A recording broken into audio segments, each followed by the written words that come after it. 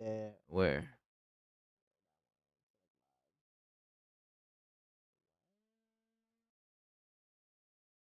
It's the current one.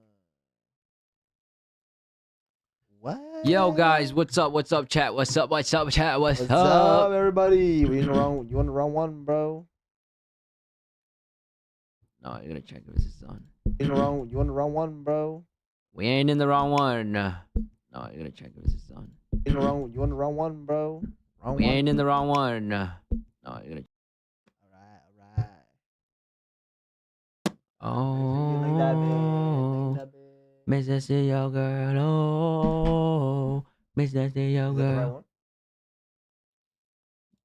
I hope so. What the?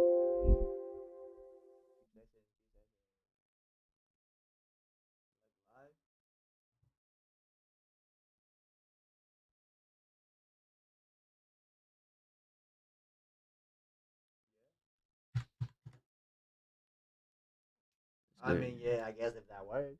It didn't work last time, right? I don't know. I don't know. Like live sources, is that working out?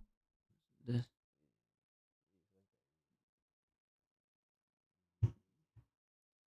What are you, Chinese? Yeah. Yi xiong xi xiong xi xiong xi. Josie don't. Try chatting your. Chatter, guys. I'm the chatter today. He's a chatter baiter. All right, let me stop, bro.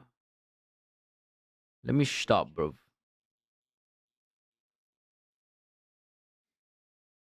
All right, I guess that works.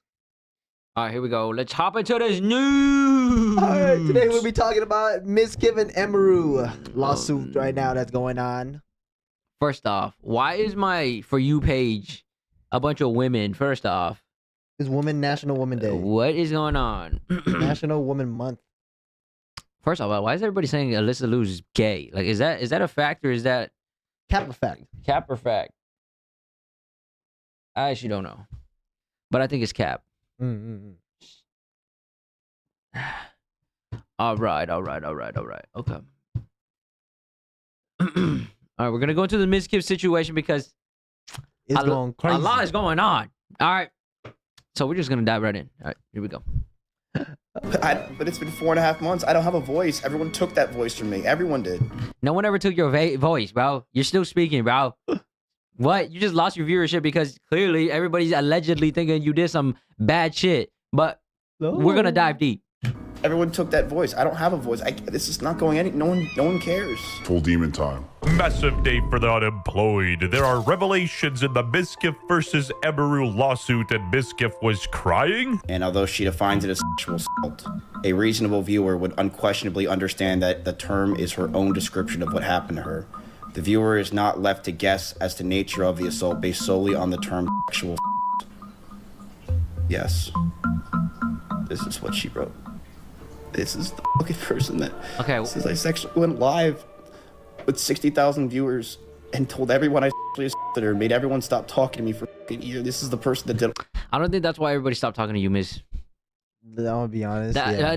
I think everybody stopped talking to you to like before the whole like the Emiru situation. There's a lot of things you did wrong that led up to it. You know, all this stuff, Chad.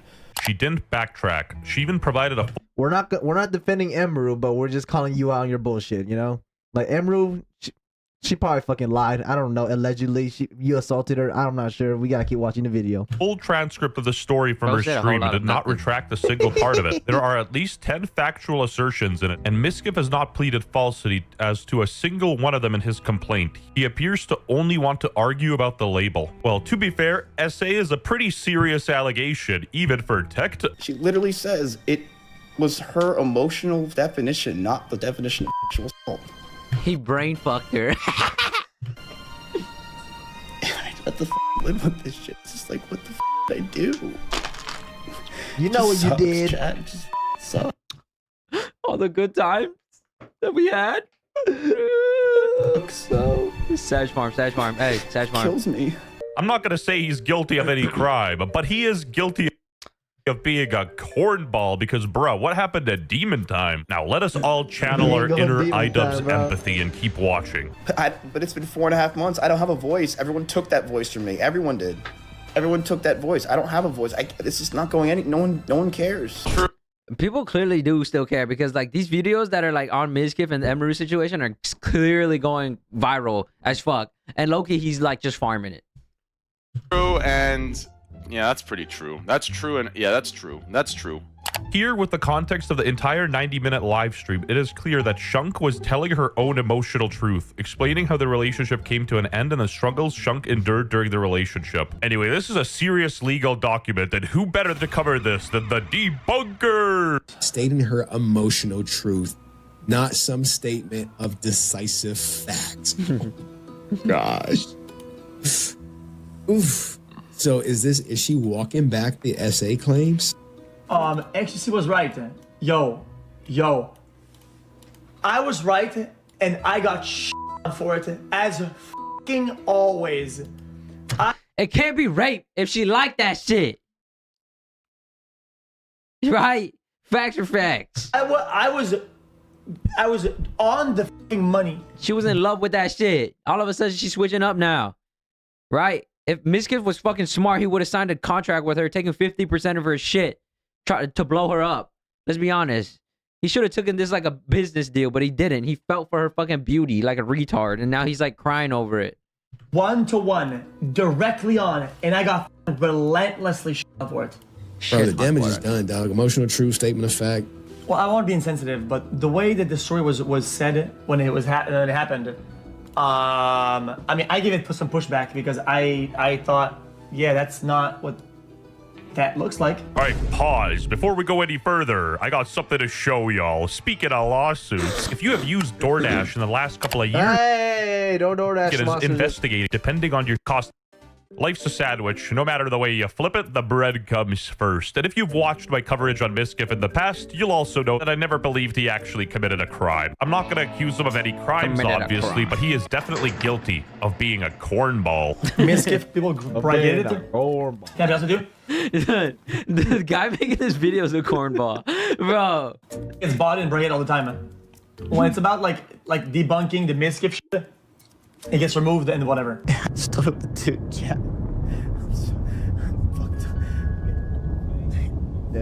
WLARP. That's a pretty messed up thing to do, man. Ruining his reputation and self-confidence for a petty point. The law needs to protect men from false accusations too. Miz is not the victim in this situation, no matter. I mean, you can't just falsely accuse anyone anyways, you know? Like you're going to have to present evidence in court. So then if a woman does come after you for sexual assault cases, I mean, as long as they don't have fucking actual evidence that you did it, then you're fucking fine, okay? So just be like, make sure you get that consent and shit, okay? That's why that's a big deal nowadays. This why you gotta record that shit, okay? Before you fuck someone, be like, hey, pull out your phone, be like, hey, do you have consent to fuck you? You say yes, okay, you go in for it. You know what I'm saying? Everybody's getting no play. How hard you try to spit it. Mizkif is a sociopathic jackoff and an abuser. Yeah, he mistreated Emeru. It's pretty obvious. No one feels sorry for him. Okay, Twitter is a bit crazy. They're talking. It's more of like whenever after you fuck, you're gonna be like, I had a great time. You know, what about you? And then you like, hopefully, like she's like, me too. I had such a great time. You know, and then now, boom, gotcha, bitch. I know you had a great time, bitch. That was those were good times. Now it's rape. Now it's rape. No. You were in cloud nine at that time. What's the matter now? Facts. Got post nut clarity in this bitch or what? Obviously, we weren't there, thank God. Did Emeru lie about allegations against Mizkif?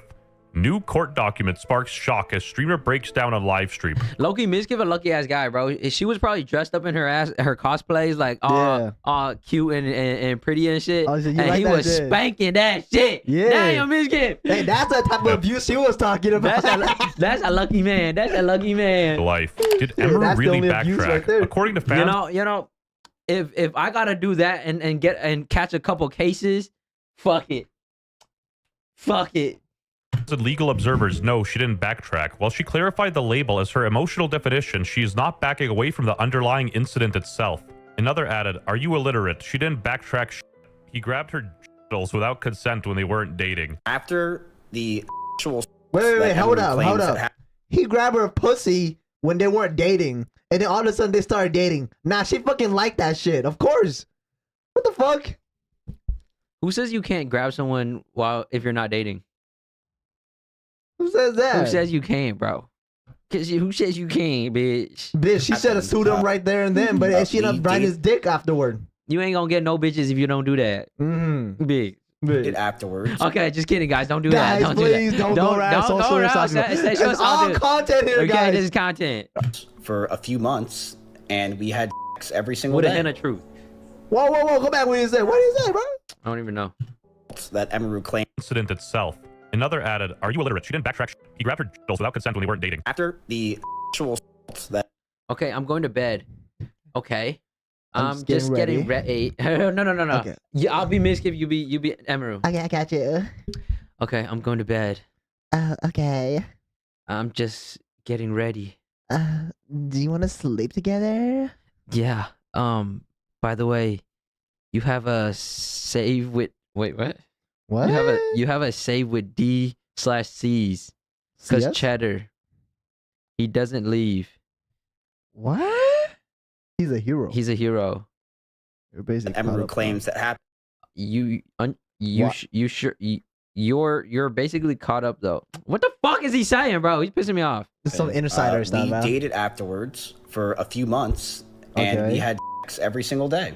Every single day. Big W! Oh no, I see the abuse now. I see the abuse. He was abusing that pussy, bitch. That's why. But no, it's her. And then I broke up with her. I feel like people don't know that fact. Yeah, I mean, if you break up with a woman and she's clearly in love with you, and then all of a sudden she's like, "Yo, why'd you switch up on me? You were beating this pussy in. You promised me that you were gonna be loyal forever, and then you leave. Of course you're gonna be mad, bro. She's gonna be mad. She's gonna make Come up on, all these man. fake ass allegations, bruh. How you gonna promise them something and then break the promise? Of course they're gonna be mad. That's like basically rape because you raped her brain, technically, right? You mind fucked her. because you told her like you're gonna stay forever and then you didn't stay forever. See, that's actual like rape. Because you lied, bitch. You shouldn't lie. Line That's that why we bitch. don't lie, okay, bitch? I'm the one that broke up with her, one, and two, we dated afterwards. So bad, but Emmy was also So what? violent. She would throw. Wait, so they clothes- broke up. I feel like people don't know that He grabbed her fact. I'm the one pussy. He grabbed her pussy. They end up dating. They fucked every day. He broke up with her again, or with her, and then he got back together. And he broke up with her again, and now she's now she's saying that he SA'd her. Hey, that's some gray ass timeline right there. We didn't need a summary. Okay. I broke up with her, one, and two, we dated afterwards. So bad, but Emmy was also violent. She would throw clothes or plushies at me, and I'd punch. Wow. Oh my god, dude. Plushies. Wow. I'm not gonna lie. If she threw a plushie at me, I would have fucking left hooked her, bro. A plushie's going, wing, wing. Bruh. Come on, bruh. Nah, that plushie had weights in there, bro. Or slam doors in aggression.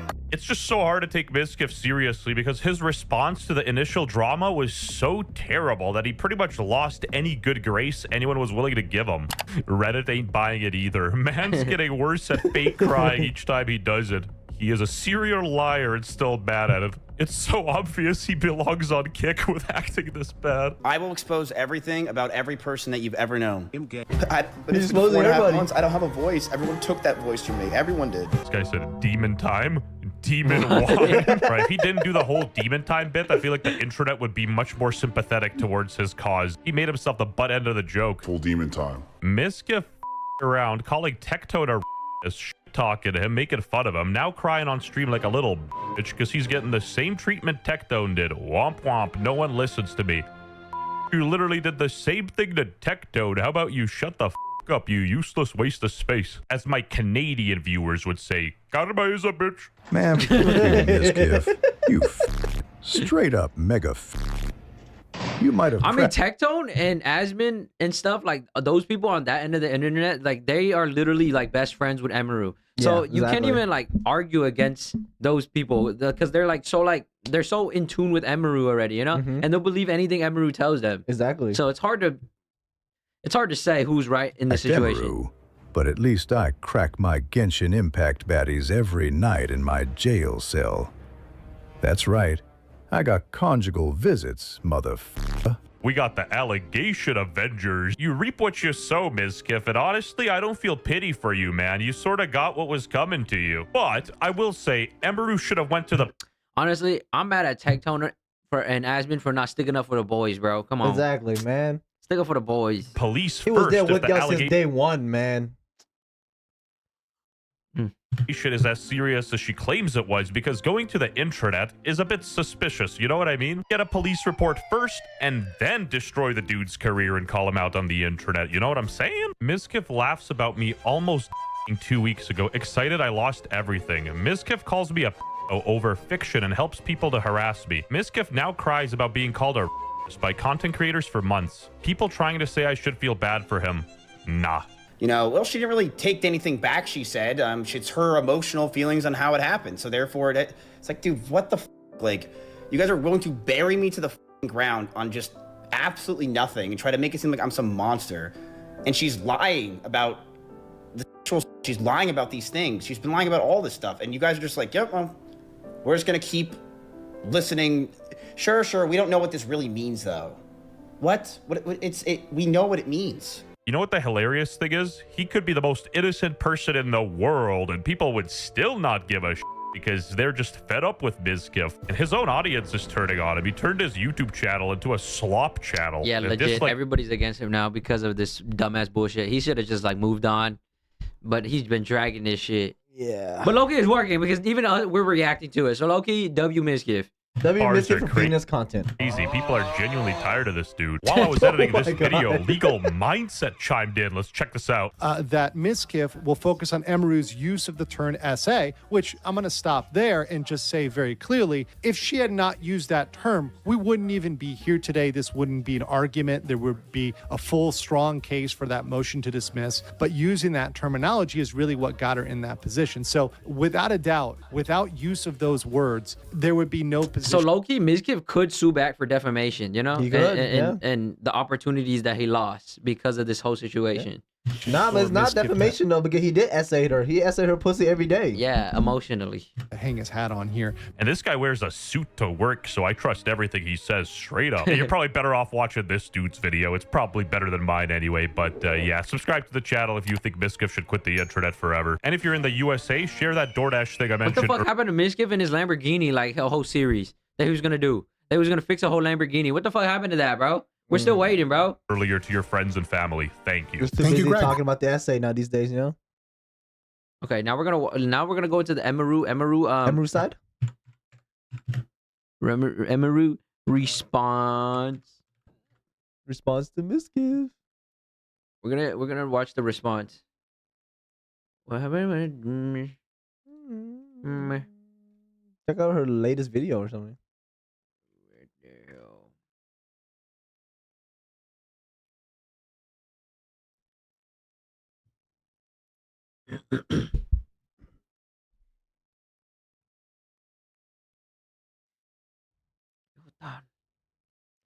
Dan has been dragged for 4 months now.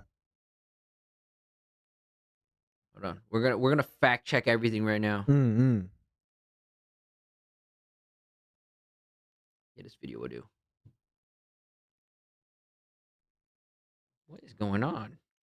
Your computer is cooked.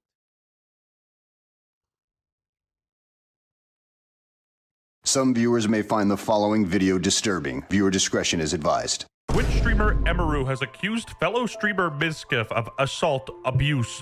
Okay, he is mad ugly. I ain't gonna cap. Stalking, harassment, and threats of blackmail. Today, I'm finally going to be opening up about the psychological and domestic abuse, stalking and harassment, assault, and threats of blackmail that Mizkif has done Blackmail. towards me, and some of these issues which are still ongoing. Okay, on the real, let me develop some empathy. These are serious allegations, so I'm gonna chill on the blackmail jokes. I am already in the process of filing a restraining order on him in both Texas and California. Bro, she doesn't even look sad, bro. Even like saying like she doesn't even like she's LARPing, bro.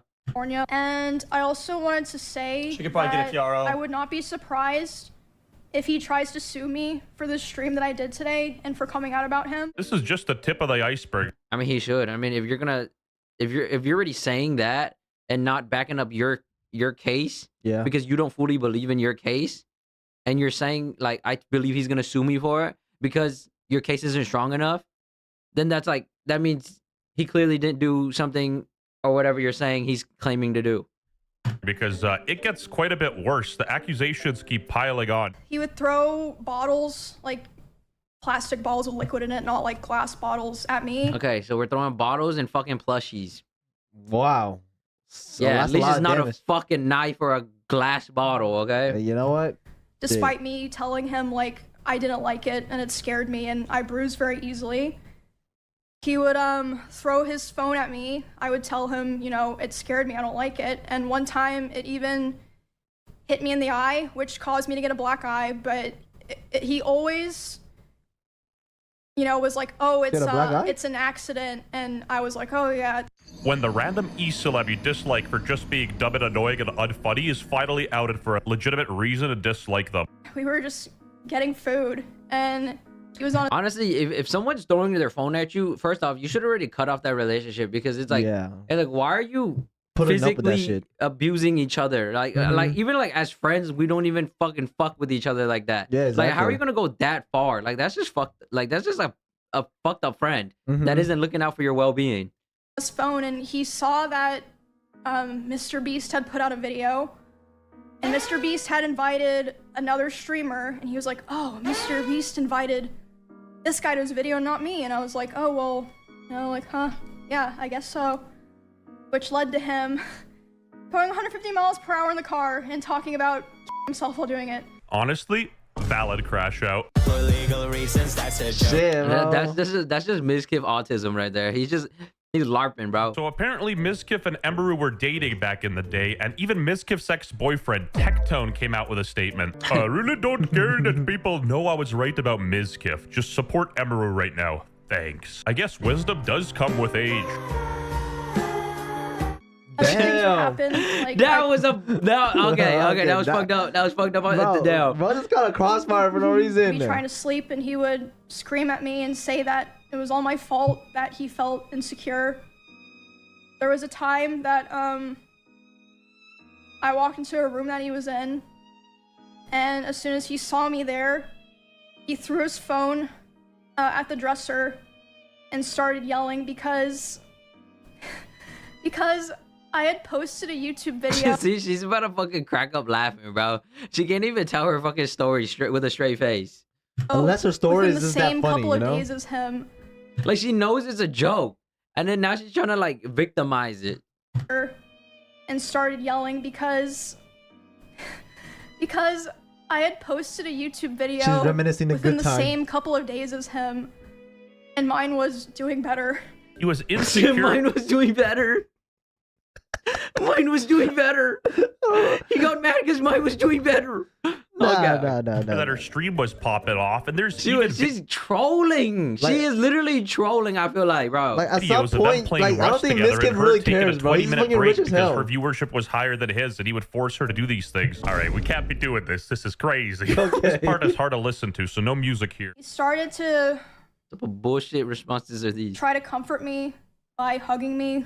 The thing with this response is like so many males would go and defend her because they believe this shit is real, you know? But I legit think Emeru is fucking trolling. While I was sitting on the couch. She's just trying to like poke a stab at Miz with that. And holding me really close to him. And when this was happening, we hadn't talked in quite a while. And I'm usually very uncomfortable with being touched a lot by people that I'm not in a relationship with. But I let him hold me while I was crying. And he started kissing me in my face. And I let him do it. I was still sobbing a lot. He's wiping And the then, tears from you. Suddenly, he tried to climb on top of me and aggressively shoved his hand down my pants. And I screamed. Yeah. And when I screamed, he jumped off me like a cat, like. And instead of apologizing or checking if I was okay, he said, I feel weird now. I feel like I did something wrong. I have to go. And he immediately left my house. Bro, I legit has autism. Bro has autism, bro. Wait. Was there no one in that house at that time or something? Bro, like, no one heard her scream? Like, I know they all live in the same fucking house. Like, it's crazy how no one heard her, bro. Bro, Mizkif is so fucking retarded, bro. He didn't, like, he could have low-key played it off and still got some, you know? Yeah, But, he gotta. Bro, this L is player. just L keep player. it Ironically, bench, the last bro. thing I remember from Mizkif is him crying that a black male from FaZe didn't want to collab with him. Even though Ice Poseidon's cameraman here is in hot water, I think he can swim. And Mizkif, you act like your audience is not full of a bunch of weirdos too. Didn't you get caught doing some crazy shit, bro? Eden was truly ahead of his time. Anyway, the DMs leaked and bruh, Asmongold's already in on this. What's up, yo? It's me. It's your boy Asmongold. It's your boy Asmongold. I'm sorry, not a day has gone by in these last 4 months where your final words to me, "Don't go," haven't echoed in my heart. Not the Chat GPT M-dash, no. Anyway, Mizkif himself actually responded. He was just waiting for Asmongold to get off stream so he could get the most viewers. I've been massively obsessed with streaming and viewership over the years, and it's disgusting and it has ruined my life. It is something that I am envious of others. Okay, go sell everything and go live in the fucking streets, dumb fuck. I am angry at others because of it. It makes me jealous when I see others doing well, and it has made me realize that I am I'm never happy for someone else if they're doing much better than me. You guys know this is true if you watch my old stream. I've always been this way. I mean, it depends if you have a competitive spirit versus like if you're actually just a fucking dickhead and you're like want everybody to fucking lose. I'm very envious of other people. Hey, looks like you got the qualities to be a perfect Twitch streamer. I am going to stand up for myself. I am going to defend myself in these situations. I am not going away. I have no plans to go away. And I believe a lot of the situations today were absolutely exaggerated. I have dozens of photos and videos, calls and messages as well, if she has them. I have things I will be leaking over the next few days of other people, of other things. I have a lot of... Why is his eyebrows like one is so fucking high up? Like, messages that I have that I'm going to expose as time goes on. The asymmetry is pissing me off. I do believe that this is a time to go buck wild. When it comes to Emiru, when she says that I was getting ready to go after her and that I was... I can't stop looking at it, bro. I can't. Dude. Use her rabbits against her. That was never the plan. My plan for myself was very simple. So he says that was never the plan, but like immediately after, he used her rabbits against her with this clip. Here is a video up close of Emiru's rabbits. These are small little mites that are inside the rabbit cage, and she didn't care. She completely neglected these animals, and I'm not going to sit around and let people say that she didn't. Where's Maya, bro? People who came to my house knew that they were neglected.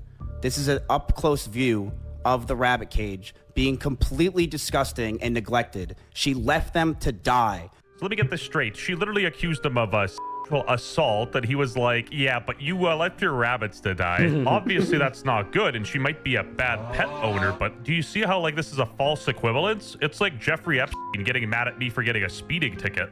And she wrote down everything she wanted. She wrote she wants me to move closer to her. She wrote that she wants me to marry her. And she wants kids with me in the next 5 years. And I just... Bitch, I step up to the plate, bitch. looked at this letter that was staring in front of me, and I just handed her back the paper. Yeah. She began to cry, and I told her, I'm sorry, I just can't do this anymore. I knew we were just beyond the point of toxicity in the relationship, that our trust had completely died, and that we had so many issues that I couldn't deal with it, and I was not mentally well. I'm not the biggest fan of Mizkif, but I gotta make this abundantly clear. This is a relationship, so it's a he said, she said situation. Each side has their own story. I was a massive wreck. Couldn't think straight, and... Go ahead, crocodile tears. And being that Emiru hung out with me all day. Well, all day. She too started to become high-strung. Oh no. She became too dependent on him. We would yell at each other, fight, and argue all the time. Things we never once did. I felt this relationship was taking a huge strain. But I thought it could be fixed over time, since things were just so amazing that first year. Yeah, that sex was so good. But I know I wasn't perfect with my language or tone throughout this entire relationship. I know I wasn't. Bro. And I was aggressive at times. In regards to being controlling, I told her many things. I told her to dress older, to stop wearing pajamas, to stop talking about stalkers and schizos as a whole, stop talking about past relationships, and yes, I didn't want her to travel without me. I also Ew, red flag, bitch. Red flag. Talk about past relationships. Yeah, I see why he left now. Girl. I see why you left. The fuck? said that I didn't want her to hang out with specific people. I told her to move out. She didn't move out on her own. I told her to move out because I wanted space, but she still wanted me around at all times. Hold on. Okay, we're gonna LARP it. Leave! I don't want to leave! I can't deal with you anymore! I don't want to leave! Put some baby in me! Alright, man. Okay, bro. What She the would get fuck? upset if we didn't sleep together. The pajama comment is comedy to me, though. He's like, Damn, he had it like that in the bag? He just smash her every day like that? you gotta stop wearing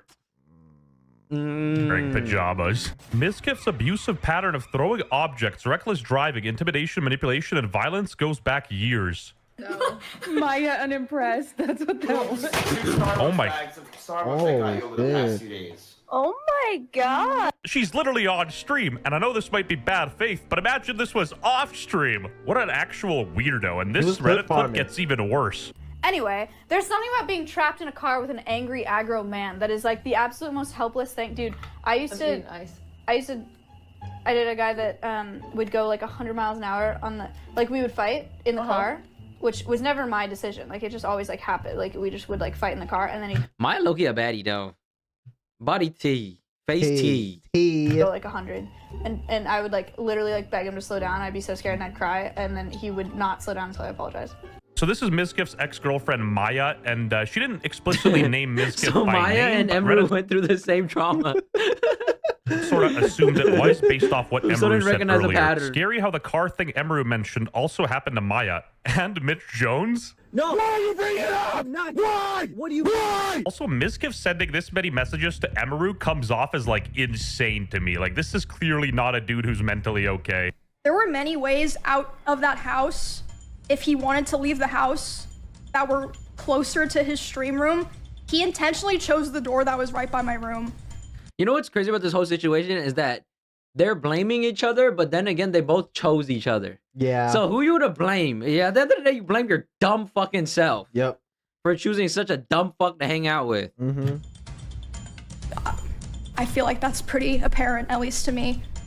He starts walking behind my stream and slamming the door so loud that my noise gate can pick it up. So my even God. people on my stream are able to hear this is happening. Oh my god. And he slams it so hard and so many times that the front door literally broke. The lock did not work anymore. Oh my god. Release the Miskiff files. Name a streamer who left a bad impression on you. Wait a second. Broke. The I just realized she put a whole, like, good 30 minutes of makeup on to do this fucking video. Biggest LARP I've ever seen. Oh, it's gotta look good for the camera, bro. What do you Release mean? the Miskiff files. Gotta look good Name for a the camera. streamer who left a bad impression on you. Wait a second. And I started to advance to the next stage. This is the worst humiliation ritual I've ever seen, bro. Why do men have to go? We cuddled and then we kissed. This is Miskiff right now. I am in love with my girlfriend. On September 3rd, 2021, I fondled her hair. Lover hates Sneeko, you know he'll have a take for you. I gotta read all the messages, but I already know how Twitch works. I bet you all the streamers are defending Emeru and attacking Miskiff. Am I wrong? Why are you defending Miskiff? He's a pogger. I'm not defending him. I'm looking at the situation. I'm listening to what she's saying. You see how stupid this is? This is the problem right here. I haven't even figured out what happened yet. All she said so far was that he was hate watching her stream and he dismounted after she moved his hands out of his, after she screamed and left. Like what I haven't seen him guilty of anything yet. And already, this is what streamers are supposed to do. They see girl streamer crying, and so that they don't get banned and get pressure and get canceled too, they immediately defend her and attack Miskiff. That's what you're supposed to do. Man evil, girl good. I don't even, most of the people even watching don't even know the full story yet. I don't know. And I see people in chat saying, don't be red pill. Don't be red pill. Everyone's defending her. Of course everyone's defending her. They don't want to get canceled. I agree and disagree because, of course, this is a he said, she said situation. But the reason people are defending Emeru, I think, is mostly because they just hate Miskiff. Oh, and it's not like he has a good track record either. Miskiff pulls off. I mean, even in that clip, he was throwing fucking like paper fucking bags. That's not Yeah, even he's probably bad. just clip farming her. That's it, bro. Maya's headphones, throws them on the floor after coming in 3rd place. Second loser.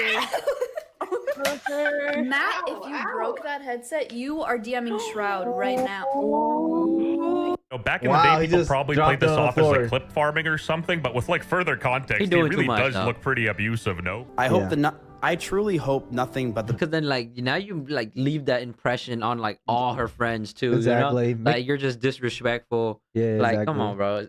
Makes you look like you're the abuser, like Yeah, actually. just respect each other, bro. Even if you're Best friend. trolling, you know? I know she said a lot of these things today, and I do believe a lot of them were false. But I do You hope do nothing believe, but the or best they for her. are? And I'm sorry that any of this happened. I hate that we're in this situation, and I hope that she can move on. We were in a toxic relationship. I saw 2 months in, and this shit still ain't over. all that. I've realized over the years of 2 relationships now online that I'm a horrible boyfriend and I have a lot to work on for myself. I've been single for the past 10 months and I plan to stay that way. See, men in accountability. This is what we love to see, Mhm. all right? But let's see if he actually implements shit, though, okay? Yeah, exactly. Because talk is cheap. Exactly. I'm continuing to go to therapy and work on myself, not just for me, but for the people around me. I love how every influencer apologizing for something is like, I'm going to therapy now. I hope she can move on. We were in a toxic relationship. Bro doesn't know how not to be manipulating. While I'm not accusing him of anything personally, and my opinion doesn't matter at all, Miskiff still sucks. Wait, how is that comment even, like, manipulative? I hope she can move on. It's like he's hoping she can move on. Yeah, exactly. And that's not bad. And then we were in a toxic relationship. Yes, because it was a relationship between both of us. That's like taking accountability. If he didn't take accountability, he would have said, she was did all in it- this.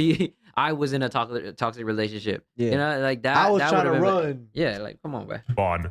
We were in a toxic relationship.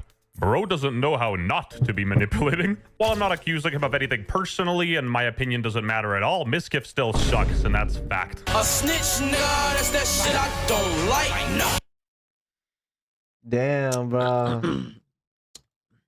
Bunch of jesters, bro. Going back and forth with a relationship that they both fucked up on. So Mm-hmm. how you gonna get mad? How you gonna really like like exactly? This is both your fucking dumbass fault, okay? Exactly. She was throwing shit, he was throwing shit. It's like you're reciprocating the wrong fucking things towards each other. Exactly. And I feel like Mizkit probably started to want to fuck because he probably thought like Hand down my like pants. honestly, he probably he was probably trained by her to fuck every time she cries. Mm. You know, so every time they get an argument and then they fuck and they make up or whatever, you know? It's all And happy then this again, you know? time it was probably the same thing where she started crying and then he was like, all right, do I fuck to make this better? You know, let me show her some love. And then he started kissing her on the forehead or whatever. Yeah. And then he started like thinking like it was okay to like proceed further. But then she was like, and then she woke up and she was like, no, you can't do that, bitch. And then he jumped like a cat. Yeah, and then he jumped like a cat, got off, unmounted, and got basically scared. I don't know. Yep. And then got accused for sexual assault. I don't even know what bro said. Sexual assault, man. All right. Next topic. The Miz files. The downfall of Wait, Miz. it just got worse? There's no way it gets worse, right, guys? No way. They changed title on here or no? Would have to end. You can change it on the studio. Oh, you got me. Okay. Oh. Okay. All right. All right. That's that shit I don't like. All right. Wait, PewDiePie fixed YouTube.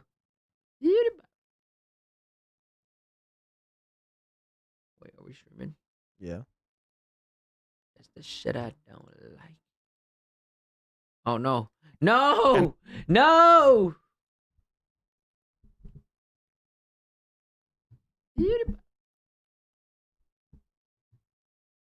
Alright. Nothing new. Just double checking. Lavicular crashes out at his chat. Sorry. 3. Alright, let's see this. You know, like 20K a day, like that doesn't even get you far, bro. You know, how are you meant to live off that? You know, like people don't realize like how expensive it is to get like a luxury penthouse and supercars. Like 20K a day, like that doesn't even get you far, bro. 20K gets you far, How are okay? you meant Like to if live you're depends on where you're trying to go, okay? Because if you're taking 20K down to like fucking the Philippines or some shit, like bro, that's gonna go very fucking far. You're staying there for a whole year without worrying about anything. But if you're trying to get a luxury penthouse, of course that's fucking nothing, you know. Mhm. But like if you're like Andrew Tate trying to get like the dome of like Dubai or whatever, you know, then of course 20K a day is not. It's nothing. Yeah, it's $2 here, bro. Yeah, you can't afford that shit. But yeah, off that, you know, like people don't realize like how expensive it is to get like a luxury penthouse and supercars. Like 20K a day, like that doesn't even get you far. You just said wallahi before you Assalamu said alaikum. Was you just eating bacon? Like, bro, come on, bro. Yeah, Come on, bro. Alright, bro. Wait, I was saying something. He may go back to I was college. saying something too. Oh, okay. I'm going back to college, getting my degree because my parents always wanted that. So I'm gonna do it. Bro.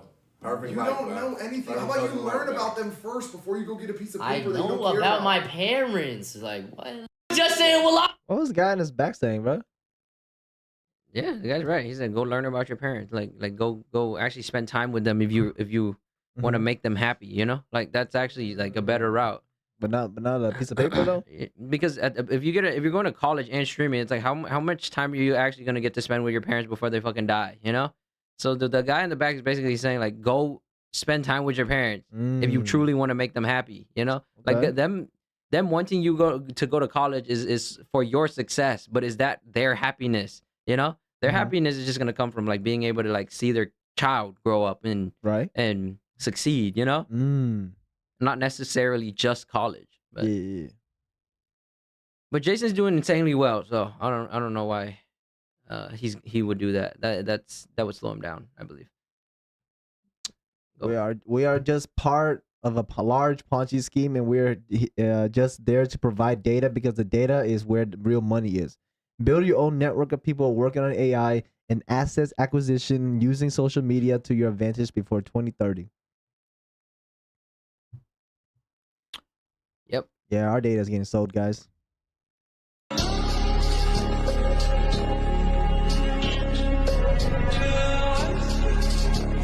He's like, oh fuck. Wait, what happened? Where's she look Bro's like? not happy. She a baddie. Yeah, she not bad, bro. Baddie, bro. Is the sound of hospice money. Could you just answer the question, what's the need for 1,000% increase in hospice care here inside of LA? Do you have the paperwork to enroll a little boy by the name of Joey? You don't know what's going on? Well, it says there's 14 children enrolled here on the state of California. That there is $6,000 per beneficiary. Can you give us any explanation? Where can we open a hospice at? Get a Maybach just like you. California may have the largest amount of fraud in the country, as California is the state with the highest taxes and collects more money than any other state in America. It is filled with fraud. California's version of Medicaid, called Medi-Cal, has more than doubled since 2022 from $108 billion to a proposed $222 billion in 2026. Their population, however, has not grown exponentially. However, their spending has. There has been 1,000% increase in hospice care in the Los Angeles County. In fact, 1 out of every $10 of home health care in America is spent in Los Angeles. On top of that, their government-funded daycare programs are filled with violations. While they continue to give money to these fraudsters, it is estimated that the fraud in California could be in the hundreds of billions of dollars. In this video, we'll be going face to face with these fraudsters, confronting them as they defraud the American taxpayer out of millions and billions of dollars as they live their lives in luxury, driving around luxurious cars that cost more than $100,000 that you actually paid for. Let's start first by going to these daycares filled with violations that still continue to receive money from the government. We have people So like this is Nick the location Shirley out of the here going around daycare. It's in the exposing middle people. of this shopping plaza. A lot of the buildings are closed down or boarded up and have been graffitied. And then you also have just a big dumpster right here with all this garbage, and then the daycare is right there. We're gonna go in right now. We actually have a homeless person there too. Oh. You see that? There's actually somebody sleeping here right now. Hello? Bro's dead. You all right? Yeah. And so there is a homeless man who's sleeping right next to the daycare. He's sleeping right here, and the daycare is right there. This does not look like a place where you'd want to bring your child, and it does not look suitable and set the code to be a place where children are enrolled. So they do have some children here. How many do they usually say they have, or what's the story with the children? The last few visits from the state have said that they have 39 enrolled. And right now we're seeing about 5 children. Yes. They are enrolling right now. It says Medina Learning Center is now enrolling, so let's see if little Joey can learn a little bit here at Medina. Do you have the paperwork to enroll a little boy by the name of Joey? Yeah, we're not gonna go all the way into that. That's way too long. All right. Larry Page. Agree with me on Larry this. A lot of Page. people Everybody's gonna be don't. one of the But my next prediction is that trillionaires, when bro. AI happens, it's going to be a lot of computation and not so much clever blackboard, whiteboard kind of stuff, clever algorithms, but just a lot of computation. And my theory is that if you look at your programming, your DNA is about 600 megabytes compressed. So it's smaller than any modern operating system, smaller than Linux or Windows or anything like that, your whole operating system. That includes booting up your brain, right, by definition. And so your program amounts of computation. There's kind of crazy. We're all PC. I do like hanging out with you, but you're just a funnel to make Jack Doherty money on OnlyFans. Yeah, unfortunately, I'm sorry. I can't change that right now. Thanks for the 10 gifted. That's why it's just like, it's like an L, because she's cool, but like, fuck, that's all I'm thinking about is the poor souls who are gonna have their lives ruined by you selling them pornography.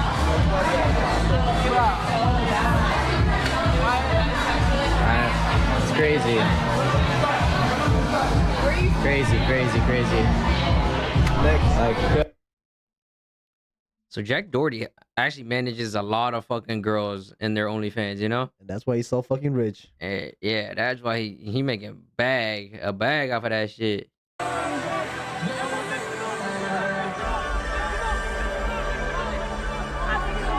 Okay. We got Jesus LARPing in 2026 now, man.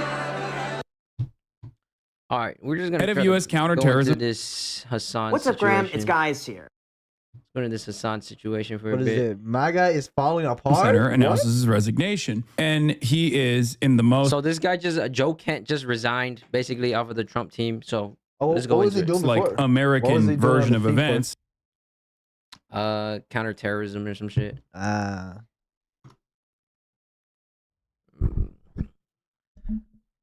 Trump team. Falling apart. Oh my god. Oh, that's good.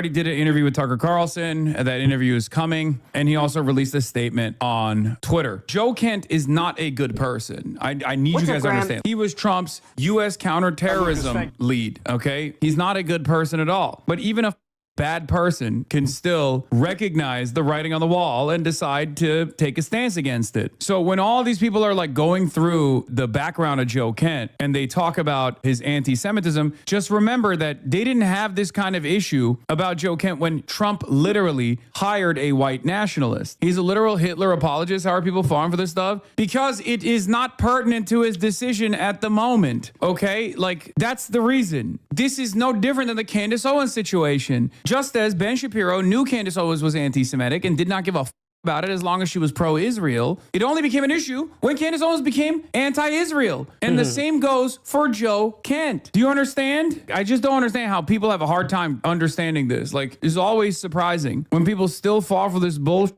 He appearing to post on X a resignation letter that he submitted, citing misgivings over the Trump administration's decision to launch its war with Iran. Now, Kent, in this letter, writes in part, quote, as a veteran who deployed to combat 11 times and as a Gold Star husband who lost my beloved wife, Shannon, in a war manufactured by Israel, I cannot support sending the next generation off to fight and die in a war that serves no benefit to the American people, nor justifies the cost cost of American lives. Now, Kent, in his apparent post on X, does also seem to suggest that there was no imminent threat, that it has been used and cited by the Trump administration as justification. So is this significant? Yes, it really up. This is genuinely a huge deal, and it certainly has rattled the administration a little bit too. A high-profile administration figure like this quitting their job and releasing the reasons as to why they quit their job and directly betraying the administration's half-hearted propaganda on why we have to wage war with Iran is huge. It's a huge deal. 9 hours ago, after much reflection, I've decided to...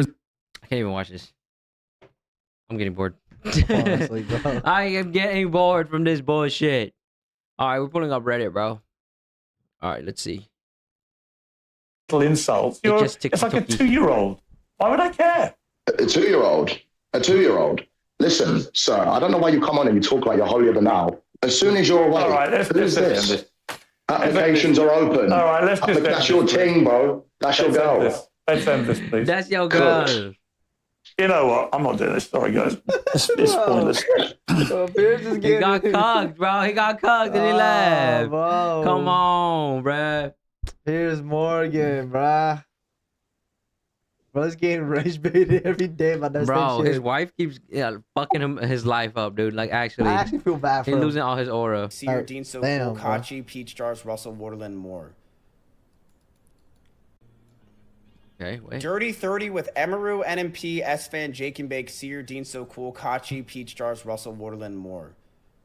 Miss still bringing up A girl Emaru. can literally say that she said I sexually assaulted her, take it back, and she's invited to places, and it's like it didn't happen. Oh, boo-hoo, When it okay? happened to Because she's me, fucking I was popular. exiled and ruined. Boo-hoo, bitch, because she's a girl. Girl power. She's a girl power with 20,000 views every single stream. Of course, she getting collabs. Go back to playing WoW. Yeah, go back to playing WoW. Damn. That's You're why no over one wants to fucking watch you. Dead ass, bro. All you do is complain all day, and then you're playing WoW. Like, go fucking IRL and do something. Fix that Lamborghini, bro. Damn. Fix the Lamborghini, facts. Bro, we're waiting on that shit, man. What the fuck? Video. Video.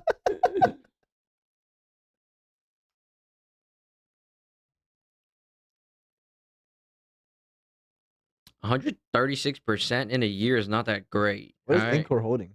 That I don't know. But most of these insider traders, like their husband is doing it. Like the woman is not even doing it, bro. Dead ass. That is flexing. This year I turned 40. Get married, and today I found out I'm going to be a father. Is it your son though? Big dubs, big dubs. Yeah, huge dubs for him. Wait. What? What happened?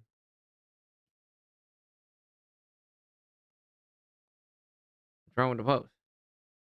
Something supposed to be wrong with it? No, go back. Read the comment. Read the comment. Go into it. Nah. Camera guy. Are you dead Rampage, what are you looking at? What are you looking at? That's Lana Cherry though. Nah, I'm gonna pass on what that. those girls look like. I've seen their faces maybe twice. I don't even know who's who because they're just zooming in on their butt cheeks. That's what most men want to see. Shit.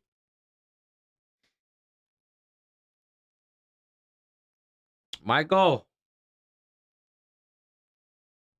I got two monitors. Okay.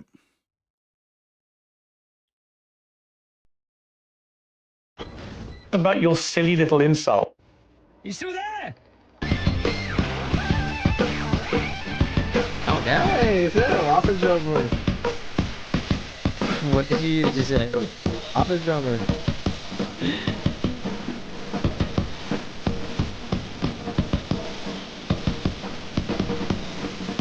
They both doing well. That looks fine, hopefully. Damn. That's fire. I expected a family-friendly environment when going to a video store.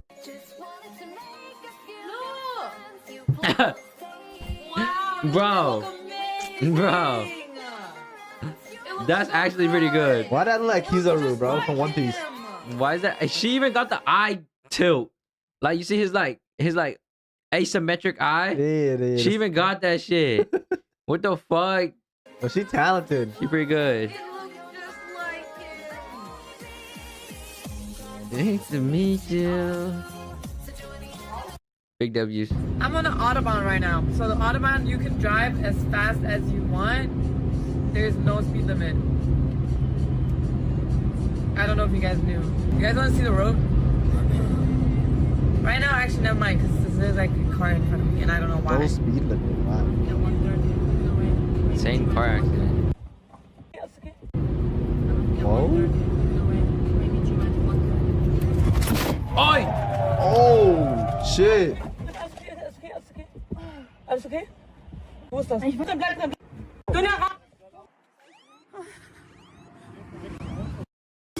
Oh my god, I'm gonna end it, guys. This is why you pay attention to the road, girl. Oh, hell no. Retard. You going 100 miles an hour and you get distracted by your phone? What the fuck are you doing? Hello? Get out the way. Hey, man, why you do that to elderly, man? Dude, Rose, just crawl under there. Just slide under.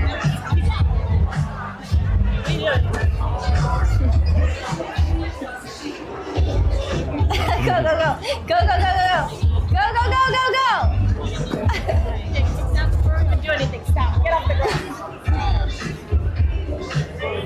Get it together, man. Okay. Okay.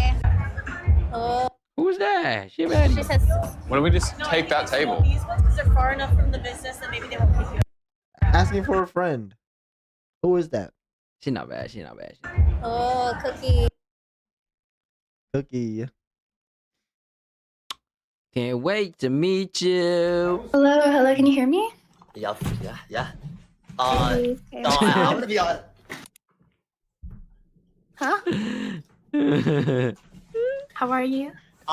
We are doing. Don't.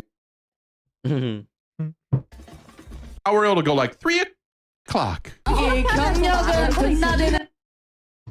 Bro, what? Even Red is born, hey? Even Red is born. Basically, like, he was. What? Resurfaced video. What happened? Some bullshit. Is I enjoy to a reasonable extent that like group of girls I hang out with. Like, I don't actually mind being around them, so that's why. But they would, it's unlikely that they would want to be around me if it wasn't for the fucking, cameras, viewership I had. Mm-hmm. So that's the problem.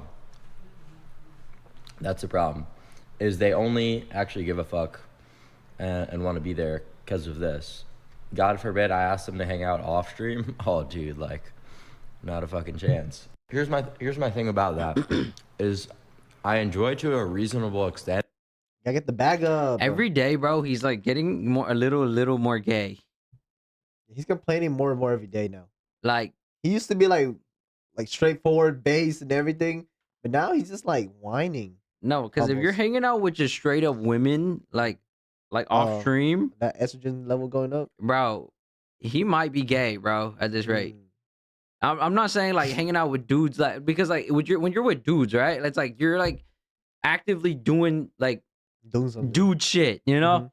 But when you're actively hanging out with women, you're gonna do women shit. Yeah, exactly. You know.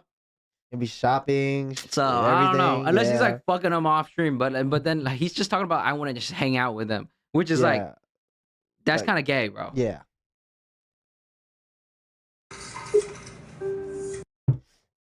Market. Bet about Clav getting frame mugged by Gorlock. I think you mug Gorlock. Yeah, Gorlock's cooked, dude.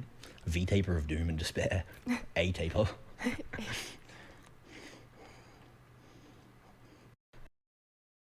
Oh my god! Holy! Oh my god! Oh my god! Oh my god! Yo, cameraman, run! Close!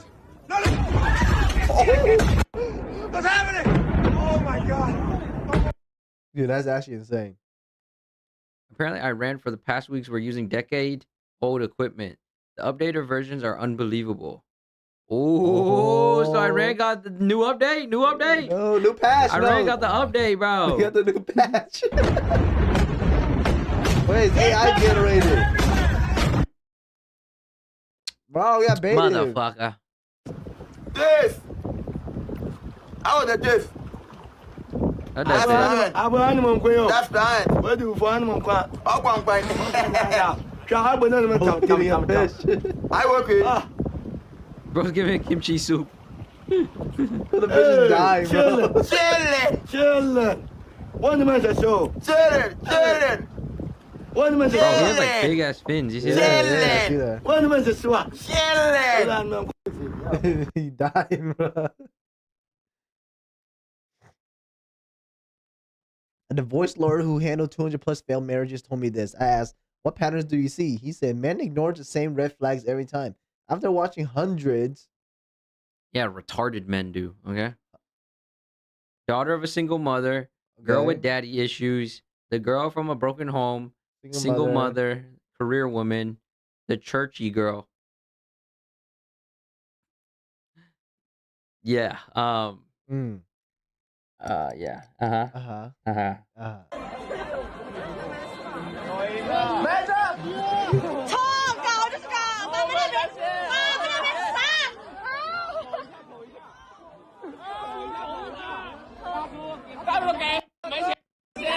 She ended up sucking him off. She's like the Bonnie Blue of China, bro. Is she? Yeah. Oh, shit. Wait, when we go to China? All right, I'm good on that, bro.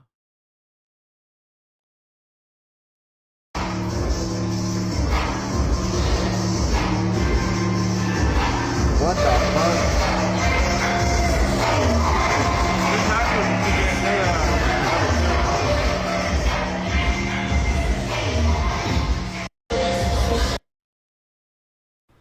Like, you know, and I am that. Every single thing that I've said on my come up has come true. That your life changes when you get better. When you ascend, everything starts to get better. Everything starts to set in place. I became one of the biggest streamers after I ascended. Right? I started status maxing, money maxing. So it's the fucking true. I need the kid max. Hey yo, you wanna come to a little after party I got going on? Do what? I got a little after party going on. You wanna come? I said we got. Yeah. Well, bring all your friends. You trying to come to clubs? Excuse me? You trying to come to clubs, crib, or you going on the boat? My boy. What are you doing in Florida? All right, time on. Clavicular. All right, nah. What are you doing in Florida?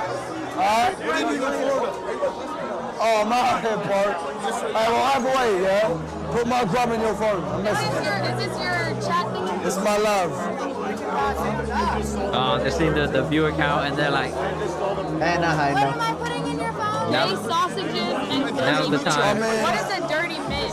A dirty minge is probably what you got. Take a picture. Right, I used to live in Ghana, bro. That's why I'm talking. Okay. Are you famous? In UK. Bro, I forgot your name. Okay, now they all over him. Now they want the photos. I love brother. How old are you? 18. Bitch, she lying. Bitch, she lying. She ain't 18, bro. All right. Florida OnlyFans sin tax is the dumbest shit ever conceived. Brother, the only reason we're even considering moving to Miami is because of the big booty Latinas. You're telling me that you're going to get rid of the entire appeal of Miami as a whole? Brother, if you tax OnlyFans girls too much, they're going to leave and they're going to go somewhere else. This is why Texas is so much better, bro. Yeah, we ain't got these sin fuckers like that. And then where do you think TJR Trades is going to go? And then where do you think Breast Scales is going to go? TZR is already leaving, bro. You think all these fucking look smashers like Clav are going to be in Miami when there's no OF bitches there? Brother, the OnlyFans girls is the only reason the state needs to exist in the first place. You're literally proposing a suicide tax for Twitter likes. You are literally proposing something that will be self-destructive for your states. That is true, but I don't think the syntax is real, bro. It's just probably cap. Bullshit. Someone's thinking about with.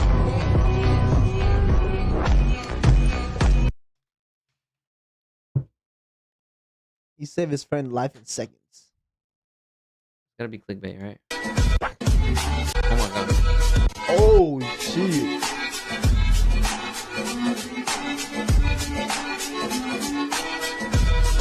Run, my friend!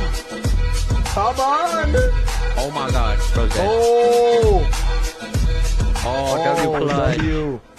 W clutch. Holy shit. W clutch. Fall out. Hurry up, my friend. Roll. Bro, they just knocked someone's whole fucking wall down. This is someone's fucking backyard. They just fucked up. Forward. Why China is a one-party system? Because you are idiot. China is a nine-party system. Why China don't? I'm gay, but I talk very straight. Forward. Why China is a one-party system? Because you are idiot. China is a nine-party system. Why China don't vote every 4 years to select who can be president? Because you are idiot. We don't want a bunch of idiots to vote who can be president every 4 years. Then you got Sleepy Joe and crazy Donald Trump. Just because you can vote every 4 years does not mean that is real democracy. That system is very easy to be hijacked by the oligarchs. Every single country in this world, so-called democratic country, has turned into a oligarchy country. Anyone till today still cannot see through this. You are the... That is true, though. He is right about that. That because now it's just a big marketing play. Whoever can market the best nowadays literally wins. So that means whoever's the rich fucks out there, they're winning every election. Every election. We win every election and we keep winning. And I'm gonna run for the third presidency. All right. Alright, shut up, bro. You want your account banned? You want your account banned? You want your account banned? I know the people on TikTok. I will ban your account right now. I'm not even kidding. I'm not even kidding, okay? One crash out video. No, no crash out, okay, buddy? I'm gonna ban your account. I'll make sure you never do content again. Alright. Why are you running fast, bro? It's on camera, literally a white wall. Give me my fucking money. Watch your mouth, kid. Watch your mouth. You think you can do free promo? Free promo? Give me my $30. What you gonna do about it, kid? I'm gonna cancel you. Give me my $30. No. TJ, interview. Well, you think this is free promo? TJ, every time you say it, I'm gonna charge more. TJ, interview. I can't go to TJ interview. Set the screen. Yeah. TJ, interview the TikTok. No, keep promoting it, bro. We're gonna get that account, man. That shit about to get banned. For real now. There you go, banned 3 times. Let's make it 4. Yeah. Let's do it, bro. Ron crashed down also sold my $30. Hey, it seems like you have a bit of a reputation. $30. Seems like you have a bit of a reputation, man. Yeah. Unlikable one, actually. Yeah, that's the whole point. All right. You're gonna make it far in life, kid. God sends his hardest test. Actually, I got this. Watch. I can be. Hey, you want to take a seat, bro? Let's just be friends, bro. You want to take a seat? Yeah, no. You want to grab my phone? No, I'm not. Let's take a seat, bro. Take a seat. You want to join the street? But can you be normal, though? Yeah, like, let's just chill. All right, no, what was your Actually, name? great. What's up? Josh, good to meet you, bro. AJ. You could have started off like that, man. It would have been better. No, because like it's content. Oh, Yeah, no. but like, But let me tell you something, man. We're all human beings. At the end of the day. Yeah. Okay, so when you go here, you're like a little fly just biting at us. It's not nice. It's not nice, bro. Not Bro, nice. honestly, if that just agitates us and then Yep. gives a bad reaction. Yep. Next time you go to nicer approach, maybe we can do what we're doing right now, right? Right? Yeah. Fuck it. What happened? What happened to sitting right what here? happened to being normal? What and, happened? like, I thought we got to. So this is your true character. Yeah. Okay, well. Hey, man. All right, well, hey, your mom raised a fucking loser. It's fucked up.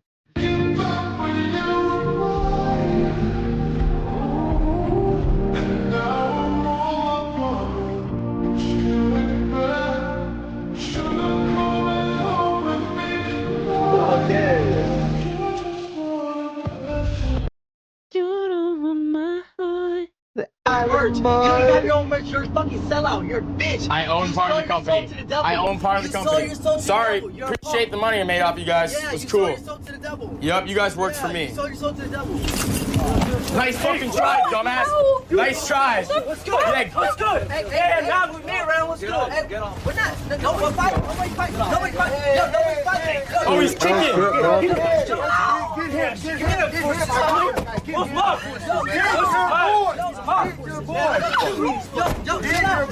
Yo, chill out. Yo, watch the fuck out. There's a girl in the car, you fucking dumbass. Yo, there's a girl. You're kicking her. You're kicking my fucking girlfriend, you bitch. Go fucking kick her. You piece of shit. What's up, bro? He pays your. This is a script, bro. That's not script. Jay Doherty, them fuckers, they always go too far. You're going to the fucking moon. Oh my god! He has scripted shit though. Bro made it in the field goal. Haha. Yeah, dude, I'm fucking figuring it out. Oh my. Oh my god. Okay, see, now look. He just found the sport that he's good at, right? And then now he's gonna start spamming golf way more often. Watch. Every time something's hard for him, he doesn't like doing it. But then once it's like something easy like golf for him, like where it comes natural to him, watch, he's gonna start spamming this shit. Golf stream. Oh my god, these are going to the fucking moon. Oh my god! Bro made it in the field goal. Haha. Yeah, dude, I'm fucking.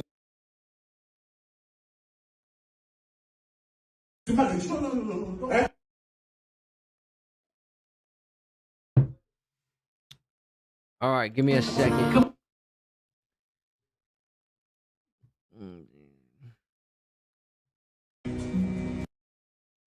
All right, let me find some like better shit to react to. Cause there's some bullshit. There's some bullshit right now. Strait of Hormuz. All right, let's watch the Fed rate stuff. Cause I definitely do want to understand what's going on with the announcement today. And catch up a bit. All right. And we got a problem. As of a few hours ago, the Federal Reserve officially confirmed that they will not be lowering interest rates for the foreseeable future. Except now, out of nowhere, there's another problem that almost no one saw coming. Private credit default rates are rising fast. Reports show that interest rates are suddenly expected to move even higher in the next 3 months, at the same time that searches for can't sell a house hit an all-time record. Damn! And if that wasn't bad enough, tomatoes now taste like popcorn. Okay, in all seriousness, Hold on. What was can't sell house? Google Trends.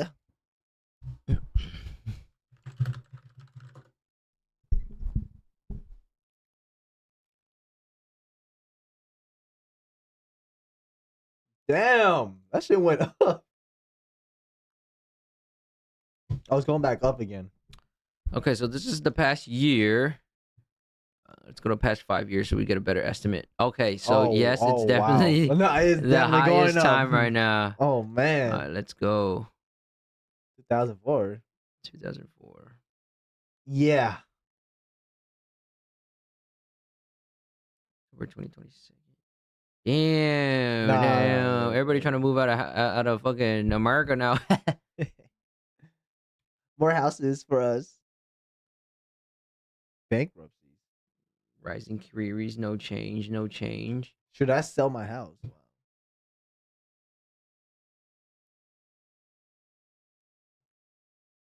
That's actually crazy. Housing market. Can't sell my house, down 30% now. Yeah, but a lot of people are trying to sell their house apparently. Holy. Yeah.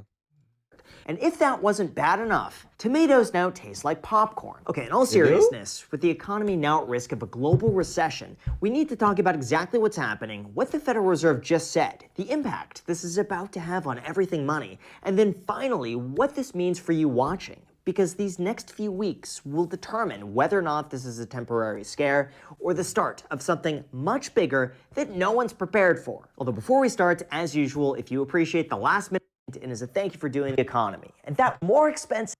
So when the price of oil goes up, literally everything else rises alongside with it. In fact, according to Federal Reserve research, a 10% increase in the price of oil raises the energy CPI by roughly 1.5% immediately. And then what happens from there? Well, it's a chain reaction because businesses see their margins squeezed, so they have to raise prices. Consumers then spend more, which leads them with less money left over for everything else. And as this continues, inflation returns and everything goes to Okay, here's the biggest concern. As of a few days ago, it was reported that February's inflation came in at 2.4%. Except this measured a time before oil prices saw their largest increase since 2022. And if oil remains above $100 a barrel, we could soon see inflation hit 3.5% faster than a lot of people expect. For example, the national average for a gallon of gas jumped from $2.81 in January to $3.21 last week to $3.53 this week, which is a 10% increase in just 7 days. And if this trend continues, analysts warn that our current oil closure could become 3 times the severity of the Arab oil embargo of the 1970s, when the markets fell almost 45%.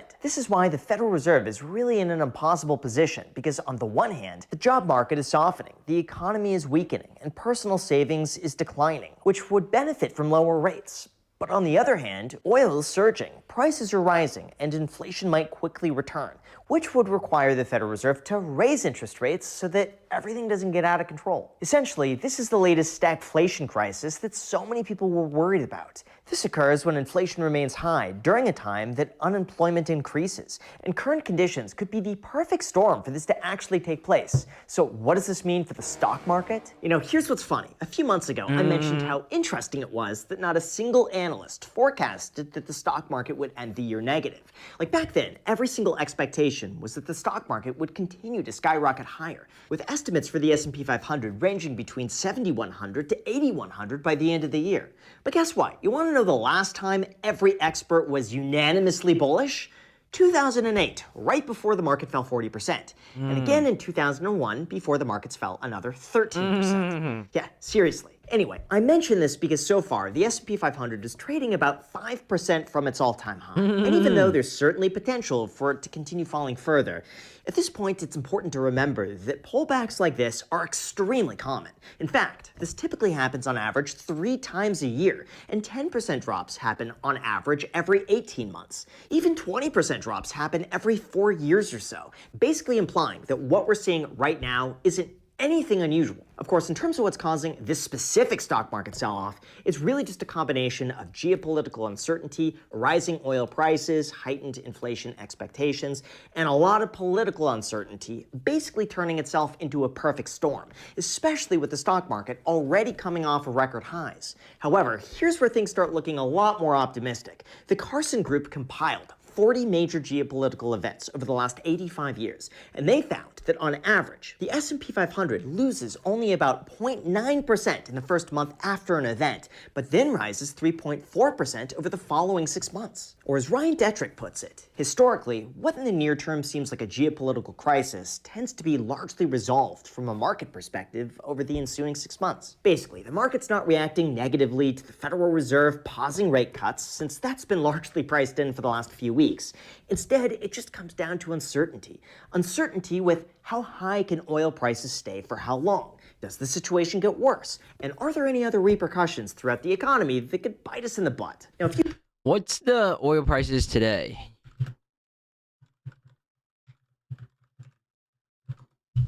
Per barrel. We're at 96. It's still the same. So are we moving much up? No. I see an upward trend still going up though. If you believe that the United States and the entire global economy are irreparably damaged from a 5-week conflict, then yes, absolutely, we could go down from here. But historically, these declines tend to be a good buying opportunity for those that don't panic. Like, just take a look at Bitcoin. Even though it's already fallen 50% from the peak, surprisingly, over the last month, Bitcoin has outperformed gold in the S&P 500, boosted by steady demand and a broader pool of money buying in to diversify into different assets. And here's what's really interesting. Apparently, futures have already been negative for the last 14 consecutive days, which is the longest streak since 2022. And when this happens, it usually coincides with bottoms. On top of that, long-term holders dramatically reduced their selling throughout February, suggesting that we might actually see a lot more stability from this point on. Although in terms of what this means for housing prices, the global economy, and what the Federal Reserve just said as of a few hours ago, here's what you came for. Because most people have absolutely no idea what's about to happen. Although before we go into that, I gotta say, one of the most important rules of investing that everyone needs to be made aware of is to never put all of your eggs in one basket. Like, for the longest time, I had a huge portion of my net worth tied up in real estate. And it worked really well until eventually it didn't. And when that happens, the smartest thing that you could do is diversify. This is why I've been paying a lot of attention lately to stocks, cryptocurrency, ETFs, and treasuries, because the goal is not to bet everything on one investment, but to build flexibility. And that's one of the reasons I've been using today's sponsor, the Gemini Credit Card, investing as and see it started today. Let's get back to this. As of today, despite affordability being at its worst level ever on record, surprisingly, prices are slowly beginning to soften for buyers, with JP Morgan believing that appreciation will stall at 0% throughout the remainder of 2026. Or basically, more inventory combined with less demand is going to leave home prices with nowhere to go but flat. And just take a look. Hey, time to buy a house. Look at supply. Since 2022, the number of single-family homes on the market has more than doubled, leaving buyers with a lot more room to negotiate. As proof of this, even from a year ago today, average home prices are up just 0.7%, which is actually negative once you account for inflation. And even though a lot of these price predictions previously called for a 2 to 3% increase this year, some of those are being revised downwards, with Zillow now forecasting less than a 1% price increase through 2027. As a result, the National Association of Realtors is now calling this the most balanced housing market in almost a decade, where neither buyers nor sellers have the clear upper hand anymore. Of course, there are additional proposals currently in the works to bring more buyers into the market, including executive orders that would lower mortgage rates, bring down the cost of building, and eliminate institutional buyers. But I'll tell you, as someone who's been involved in real estate since 2008, I don't think any of these are going to have a lasting effect whatsoever. And in terms of what to expect long term, here's just what I'm seeing. People who bought in 2022 and 3 are beginning to realize that those prices aren't coming back overnight. Price reductions are becoming a lot more common. Homes are sitting on the market for longer, and buyers actually have room to make a lower offer because some areas just don't have a lot of competition. The only downside I see is that some homeowners have locked in insanely low mortgage rates in 2020 and 2021. So if they ask a high price and they don't get it, they don't sell. But for everybody else, I'm actually starting to see some pretty good opportunities with sellers that really need to move. And when you don't have the competition, you could come in with an offer that just makes sense. Overall, though, I still take the stance that renting for most people in the short term is going to be the cheaper option, especially with mortgage rates above 6%. Like, to play devil's advocate here, even though buyers can negotiate, home prices are still significantly higher than they were just 6 years ago.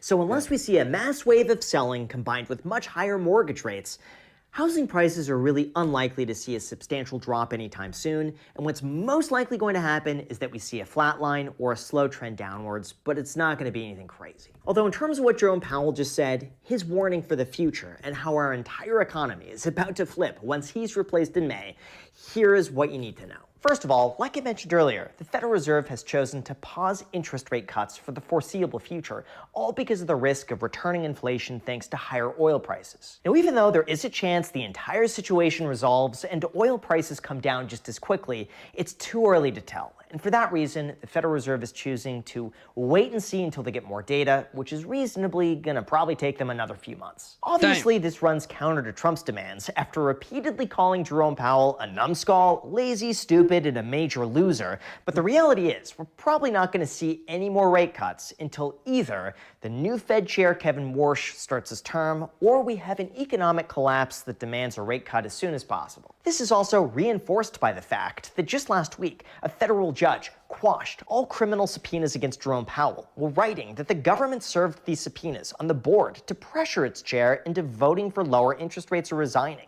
and that the justifications were so thin and unsubstantiated. The judge even said that the dominant purpose of the whole thing appeared to be to harass and pressure Powell either to yield to the president or to resign and make way for a Fed chair who will. But now with that out of the way, the Fed has a clear path forward without any external interruption. The second, to complicate these matters even further, one senator Twitter has been blocking the confirmation of the next Fed chair, Kevin Warsh, who's scheduled to replace Jerome Powell in May. And there is a small chance, if this gets unresolved, Jerome Powell could stay head of the chair for a little longer than expected. This means we're probably not going to see interest rate cuts for quite some time. Beyond that, though, today was also the day that we received what's called their Summary of Economic Projections, which basically predicts where they expect rates and the economy to move over the next few years.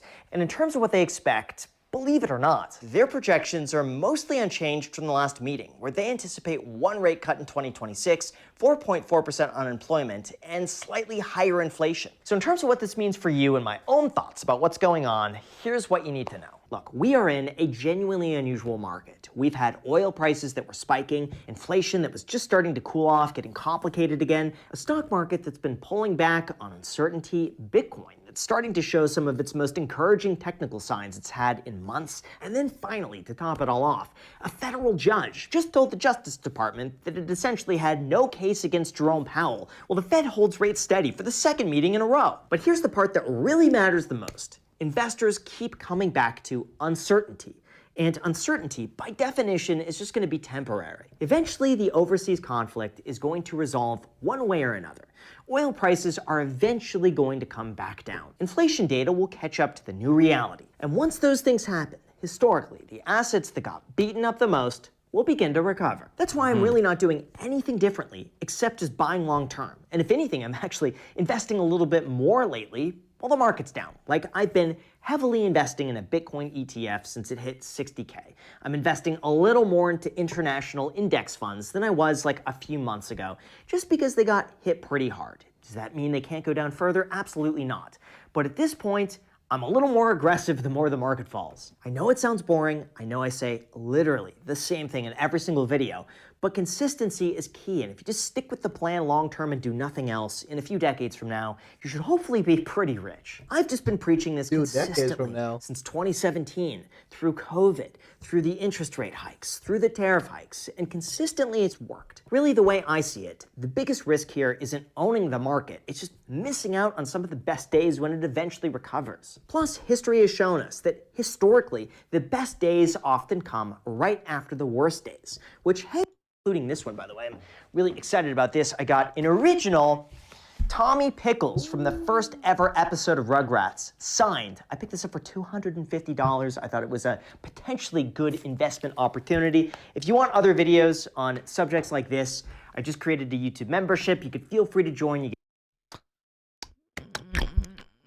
Best time to buy is always when people start panicking. They start selling fucking everything. Yes. Right now, I don't think there people are panicking. Not enough yet. On the housing market yet. Yep. So right now it's not really a great buy opportunity in that aspect. But wait until they start selling and you can fucking lowball them. I wouldn't say it's bad either though. Wait, how much prices dropping right now for houses? House price index. Let's see. Housing price index. How do you actually look at this? Look at like someone's house real quick. See if that shit is dropping or not. Somewhere in Dallas.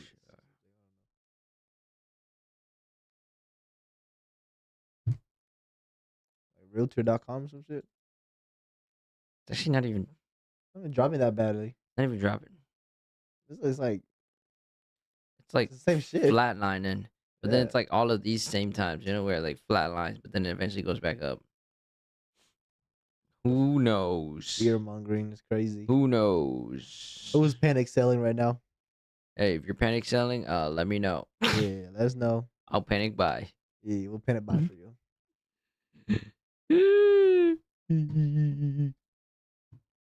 Let's see if there's any interesting videos on. All right, Iran oil field attack. Who got rage baited? Let's see.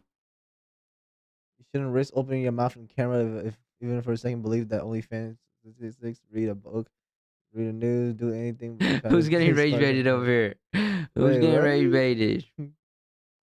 This acting like a friend. Yeah, we're not even gonna reply to that, bro. Waste of time. All right, Trump shut down Bondi Epstein deposition. What? That guy's always good at rage baiting me. We'll go back into him in a bit. Joe can't resign. turn his back on the Iran war. Desert smoke. BBNO situation is crazy. What's the BBNO situation? That the Jungkook thing, he was dancing. Why is that bad? It's just crazy, I think. Is that a good thing? Massive day for the unemployed. The internet is turning on Baby No Money. He's being called out for content copying without credit, apparently ruining cosplays, and being racist. So he's doing literally what every content Don't know creator who does. Baby No Money is? Well, first of all, good for you. Secondly, he's the most performative musician on the planet, pretty much doing and saying anything that'll get his music listeners. Self-proclaimed Gen Z Eminem, apparently. He genuinely thinks he's attractive. Bruh, somebody kick him out of the city. What the hell even is this? Guys, what the f? Take him to Detroit. Talk about birds of the same feather. Anyway, Baby No Backbone over here was pandering so hard to the leftist crowd and they caught him saying the N-word. It's a GG Busta. A word I would never say, by the way. Alright, Baby No Money being racist. What's new? As a white guy living in the suburbs, I could let this slide, but wait, there's more. Released under his SoundCloud in 2019, to check out this thread for why Baby No Money should not be supported.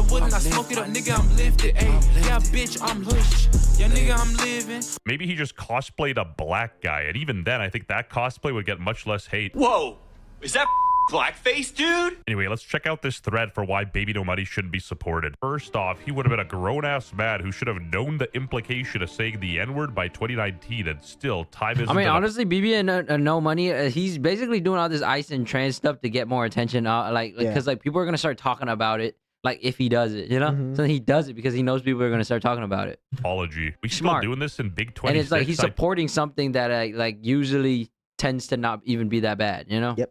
Tell you all, no black person cares about the N-word unless they're a nerd who wears glasses. Now it seemed like a lot of the black guys are like a little softer, like a little bit. Like I saw a black guy with glasses the other day. My favorite streamer without indubious question is Asmongold, baby. It's like that Migos song, he'd do anything for clout. These weren't even public songs. These were private songs off his SoundCloud, which Baby No Money deleted. The Asmon Glaze is insane. People on Reddit ended up finding them. Wait. Baby No Money was 24 years old. No one was being outwardly racist as a trend in 2019. I was. So don't use it as an excuse.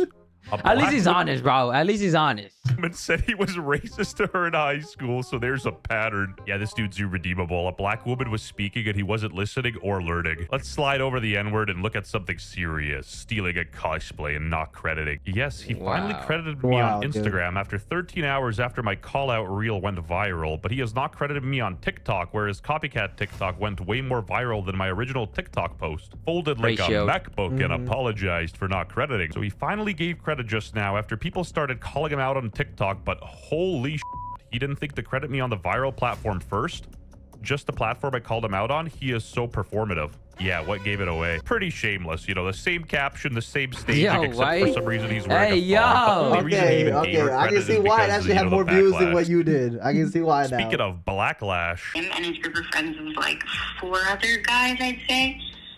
And him would walk past me and my friends sometimes and say, yo, what up? What up? We out here in the ghetto. We out here in the ghetto. Like every time I would walk past them, it would mostly be him, like saying those like sayings. And then his like friends snickering. You know what? I'd actually believe it. Makes sense why he cropped Asmongold out of his music video. I haven't seen Asmongold rip the N-word. Exploiting social trends and like gullible trans people to promote your music is the most kind of scummy thing you can do. That's not even that bad though. That's just like, that's low-key tactics. In line with like those corporations putting the Pride Month as their logo and then never doing it, showing they never actually cared. His intent is getting money and listeners. It's very obvious. Why now? But if you see somebody who did this thing to you on your TV randomly one day, you're like, what? Now, there's a big difference between just ripping the N-word with your boys and saying it to a black person. That is insane. Some of my best friends are trans. We could tell. I used to have black friends, and then I would ask them, "Can I say the N-word to them?" You know, just the limit test. You know, be sick. Like people were straight up. And then they would be like, "No," and I would still say it. Baby No Money has been catching heat on the timeline after his viral Leon Kennedy cosplay. This is what Leon would look like if he were gay and on fentanyl. Baby No Money bubble popped. Everybody hating him. I'm free. Where he said if he gets 1 million likes, he will quit music, and he ended up receiving 4 times what he asked for. And then he made a sad post saying he was leaving, and then a month later came back saying it was all a troll. I love how he got 4.2 million likes for him to quit. One of which being people think he only follows the current thing at the time or has the safest takes imaginable. An example of this being his opinion on AI. I just think he has low-key a good PR team. Low-key. He does. He's well PR trained too. As if you didn't know, he is heavily against AI art, and he thinks you should always support and commission real artists. This dude has talked about AI art so much. The fact that people can't see through this performative nature is insane. To all the AI artists in my DMs complaining about the post that I made yesterday, go f yourself. Whoa, you're so brave, dude. Oh my god, not this dude, bruh. You can't be making this up. Oh, this is deadass a leech. He on whatever is the most popular, like flies on horse. I think Baby don't low-key. We can't even hate on it. It's part of the game nowadays. Exactly. You know? Money That's hate one is way to way stick too out, you know? Forced. I get that his music isn't the most complex, but I would much rather support an artist with good morals but makes bad music than an artist who makes good music but has bad morals. What a stupid ass take. I would support Kanye 10 out of 10 times before Baby No Money. And I guess Kanye's music's pretty good too. Some of the more naive trans people will fight tooth and nail, not seeing the fact that he's using them to build a cult-like following. I get it. You feel underrepresented in society, and you're willing to look past his obvious pandering just because he gives you representation. But is it genuine? This is what you gotta ask yourself. I'm just saying, if Adolf Hitler was popular, it probably put him on his chest too, just to increase his streaming numbers. Baby No Money bubble popped. Everybody hating him. I'm free. This clip right here. Put him on his chest, Asmin and dude. 3 white dudes behind him. Just to increase his streaming numbers. Baby No Money bubble popped. Everybody hating him. I'm free.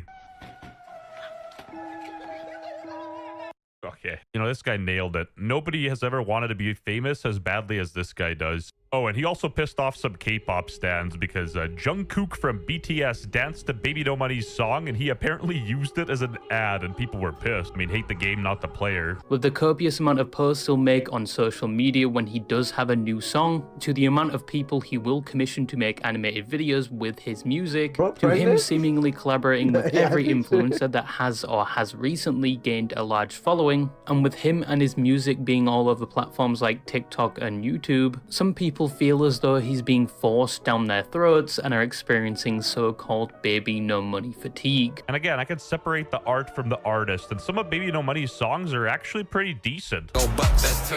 4G out of sets on a truck. 1 to the kidney, 2 to the dome. That's left, right, left, right, left, right, go. Got a roll for the brunch and a paddock for the show. That's left, right, left, right, left, right, go. Yeah, Oh, he's God. going AI Diddy versus Epstein. What are you gonna do about it? Just I've been just bullied online, and I just don't. If I can't be, I'm obviously like a small little pillar online of positivity, but I feel like there's so many more of my fans that are. I get messages every day from my fans, like my diehards, being like, I can't keep up with the negativity. Pillar online of positivity. You. By practically, you mean not really. Yeah, you might fool a 16-year-old Yeah, he was just with saying body like fuck dysmorphia, but you AI artists or whatever. can't fool me, Busta. When a musician starts to get political, you know that their career is sort of on a decline because they're trying to get viewers by any means necessary. Like, look at Lil Pump and Trump. Try to tell me that dude is still relevant. You can't. Little Pimp.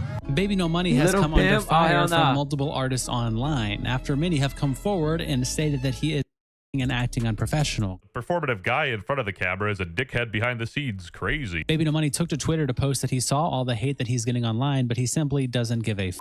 You guys are seeing the irony too, right? He's saying he doesn't give a f while tweeting about it. He's straight up contradicting himself. He's just misunderstood, guys. He's a pillar online of positivity. Time's up, Busta. Your immovable object has met an unstoppable force. Now, another reason people hate Baby No Money is with the claim he is performative, or as some call him, Baby No Backbone. First we had Jellywig, now we have this. That's crass. Israel's strongest soldier, Baby No Money. You can't even make this up. I don't know how anything he does is related to Israel, but interesting stray, I guess. Finally, from the horse's mouth himself, finally some peace and quiet. Muted words. Baby No Money. Baby No Money. Forever. I feel zero pity for this man because, you know, he is a product of his own design. You built this community of losers who care about you rapping the N-word in a song 10 years ago. And you can do and say all the things on paper, but the second you're even a little out of line, these people are going to come for your neck, and no amount of collaborations will ever get these people back on your side. Small little pillar online of positivity. Fortunately, we ran out of time for this video. He is with the claim he is performative, or some call him Baby No Backbone. First we had Jellywig, now we have this. That's crass. Israel's Doze SZ. Doze.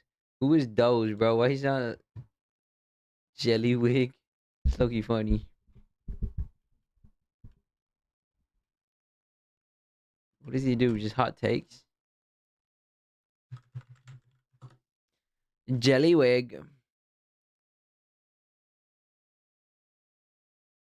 Okay, I don't know what the fuck they meant by that, but yeah. Jellywig. Let's go see if we can find something good to talk about because I'm low-key dead.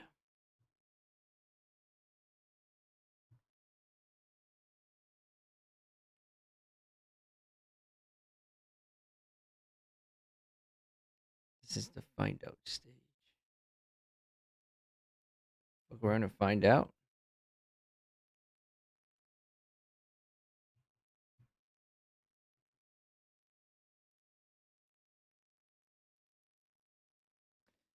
It's the final countdown. Doo-doo-doo-doo. Doo-doo-doo-doo. Doo-doo-doo-doo. Doo-doo-doo-doo.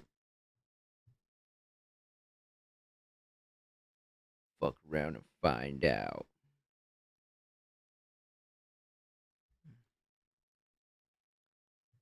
All right. What are we talking about now? I don't know.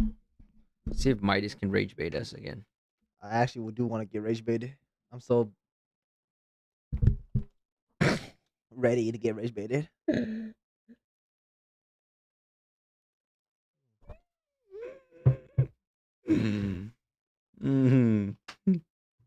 He actually posts a lot. Oh my god. Every 2 hours he posts something new. Sneak attack.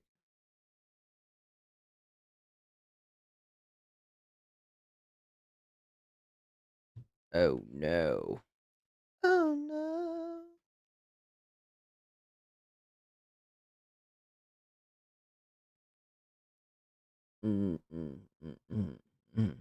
Trump panics as war suddenly escalates. Well. Everybody, it is time. We are panicking. We are gonna panic nuke 'em.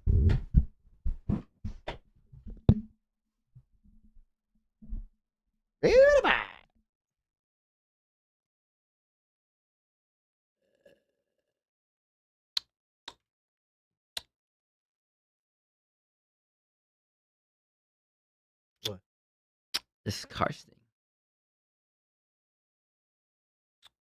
The sound fans fans are turning on it. What? Okay, now we gotta watch that. Wait, what? Now we gotta watch that. And what's happening to my boy Hassan? Welcome back to a series so healing. Even Nurse Joy subscribed. In today's video, Hassan is back attending Oscar parties. Very What? socialist of him. A chatter confronts him for being a massive hypocrite, attending a hyper-capitalist event filled with celebrities, and the excuses are in full force. He claims he can't help it because he lives in America. Right. Debunker XQC has responded, absolutely cooking Hassan and his Cooking Roblox Hassan. ass outfit. Hassan is molding as usual, absolutely triggered at XQC, calling him a toenail-eating gremlin with a gambling addiction. He makes the brilliant comparison comparing clavicular to XQC. Delusional. Hassan continues his cringe college tours, going to Northwestern University in Illinois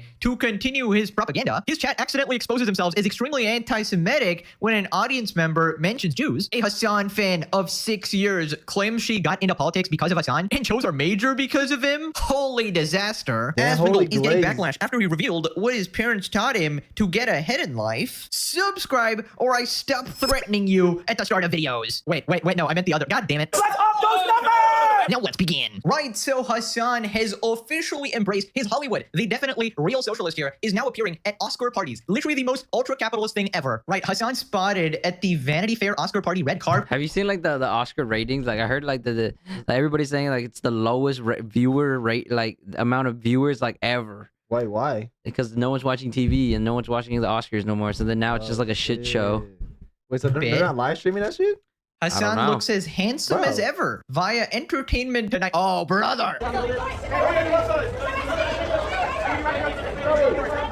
Right, so I'm not exactly up to date with Oscar parties, obviously. Nobody fucking is, but he really looks like he's holding in a shit, okay? He's doing his best there to not move a fucking facial muscle right there. He really is trying his best to mug, you know? He has to go to his happy place in his head. You know, just think of, don't be nervous, Hassan. Just think of Shocking Kaya. Just think of how, when you go back home, you can, you know, use 10,000 volts on her. You can think of Asmongold. You can jack off to yourself in the mirror. Don't worry, Hassan. It'll all be okay. I know you feel naked now without your cringe-ass soundboard. Nobody to spam, but don't worry. It'll be all right. Phil responded, yup, and this is the reach I'm talking about. Asmongold was probably at home with his low IQ chat, talking about how breasts used to be bigger in games. No denying reality for you losers anymore. Dude, I swear we established this guy was a low IQ.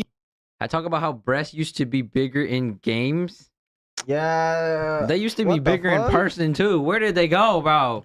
Chat disappear, talking man. about how Bring breasts them back. used to be bigger in games. Make no titties denying great reality for again. you losers anymore. Dude, I swear we established this guy was a troll in a previous video. I legitimately cannot tell at this point. Some people are that delusional. Does he realize a lot of the hate he gets is from being inauthentic? Oh yes, he does. He's gonna crash out over this in a second. Why is his head and feet so small in proportion to the rest of his body? No wonder all he can think of is Aspen and Israel. It's all he can fit in that little peanut. Also, I'm happy it's time to party with capitalists while the people he support. Okay. So what dictator did he cosplay as this time? He has a wide variety to choose from. And we got the actual image. Those filters not working this time, son. Eat the rich, by the way. This Rigard has been fraud maxing his whole career. I still can't believe his fans worship him as this champion of the working class, bro. He's here walking the red carpet. Close enough. Welcome back, Chairman Mao. Well, the other outfit was definitely like a 1-to-1. Yo! Oh, I see the resemblance. Okay. Mao Zedong, here we go. Anyways, basically after this, a chatter confronted him that, hey, this is pretty hypocritical, and he responded with a litany of excuses. Hassan responds to those wondering if it's hypocritical for him as a socialist to attend the Oscars after party. No, I live in the USA. Well, I guess that makes it okay. He lives in the USA, guys. Every American, obviously, just attend Oscar parties, obviously. Did you feel weird being such a capitalist mainstream event while being a socialist? No, I live in the United States of America. Like, that's not even a question for me. Like, people, like, it's so funny. Like, there is no... Like everything we do is still defined by the economic organization of society that we live in. Okay, it's not. Of course, it's not a thing that I even remotely consider. Like, what do you mean? Right. So let me just get this right. You chose to go to the Oscar party of your own free will, right? Nobody forced you to do this, right? But apparently, it's America's fault, right? It's just the USA's fault, guys. It appears maybe Trump forced him to attend this ultra-capitalist Hollywood event. Oh wait, I know they kidnapped his dog, and it was Israel, of course. Hassan, you ignoramus moron. You realize that just because you live in the honestly, if they kidnapped his dog, he'd probably be in a better position than Hassan's. Yeah, Sean fucking Shocker, room. bro. USA, you don't have to indulge in the most extravagant displays of luxury imaginable. This guy's gonna get on a private jet and be like, I can't help it. I'm in America. Guys, what the hell? Stop calling me a fake socialist. I live in America. Look, I just have a private jet. I can't help it. They're going to shoot me if I don't get in this private jet. This guy is so incredibly insufferable, bro. He just spits in the face of every like person who's supporting him. They actually think he's like this man of the people here. Meanwhile, it's been a grift this entire time. Dude, Hassan unironically goes, I accidentally bought a $3 million house. Oopsie. Oopsie doopsie. This is my accident. My credit card just slipped and fell into the Gucci store. I'm a socialist, guys. Trust me and whatnot. You know, able to say lower. So this whole thing is about Hassan going to the fucking to the Oscars, bro. Yeah. Come on, let a man live. I mean, what do you want me to say to you? You're openly a fucking moron. Yeah, I mean, as I said, I don't think anyone would like turn on him for this. Honestly, this is kind of a little petty stuff, you know. Yeah, it's not even that big of a some bullshit. Not even that big of a deal.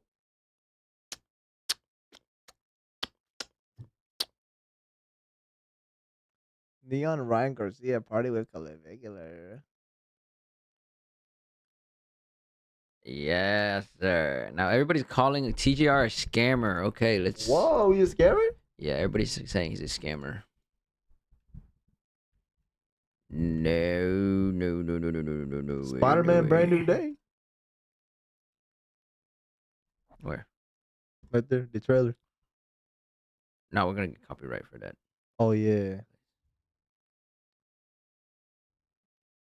Yeah, broke Peter. Pokimane is stupid. Pokimane is, accidentally leaked her. Pokimane is stupid, bro. What? What did she do, bro? Bro. She can't. She no. So she can't If do wrong. Pokimane says she's right, she's right. She okay? can't do wrong. She can't do wrong. Oh my god, this is defamation. You Bane can sue for has this. once again been clipped to easily debunk her and laugh. Yes, wouldn't you believe it? Pokimane having another terrible opinion. What did she say this time? Earlier today, I did this random little TikTok where I was talking about how, hear me out. Do you guys remember like 10, 15 years ago? I feel like 10, 15 years ago, if you were a girl gaming online, people were actually so nice to you. Like so nice. They treated you so well. They would like gift you free stuff, all this stuff. Do you guys remember? I don't remember because I get I'm played. convinced at this and point I'm not even a that- girl. No, back then it was way worse because they would be like, women can't play games, women can't do this. Yeah. It was way worse. They tell you get back to the kitchen, my guy. Yeah, now it's like get back, put the fries in the bag, but then it's like way less It's like crazy. It's more. Just saying shit to get Family negative friendly. attention. She has her simpy Simperton fan base, of course, and she's also aware that she's unlikable for most that are not part of her circle. And so why not make idiotic statements that can be easily clipped for attention? And I say this because she then talks Oh, about she likable. Hey, Pokimane. We like you, Pokimane. We like you, Pokimane. rage baiting. You as are the if queen. You are. Hell that's yeah. something she doesn't do herself.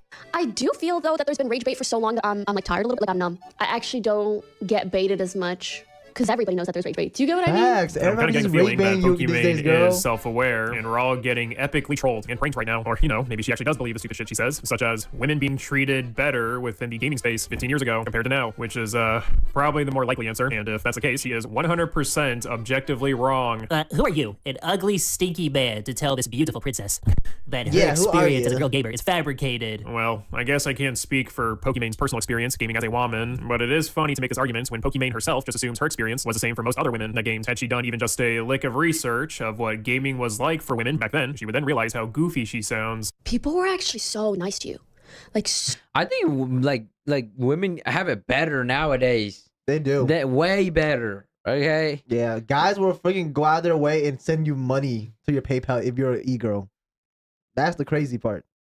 What you talking about back then or now? No, what about now? I'm just adding on to so what you're saying. nice. They treated you so well. I just think like most people just don't fuck with Pokimane as much, and then that's why she's not getting that attention, you know? Yeah, exactly. But then this is like a self-reflection for her rather than like a universal thing, you Mhm. know, for women. Whereas like, I think universally women are making millions of dollars. Yeah. Like you look at like Sophie Rain and like all the All the only OF LF. girls. Yeah, they're gonna be like, men are so generous. I love men, you know?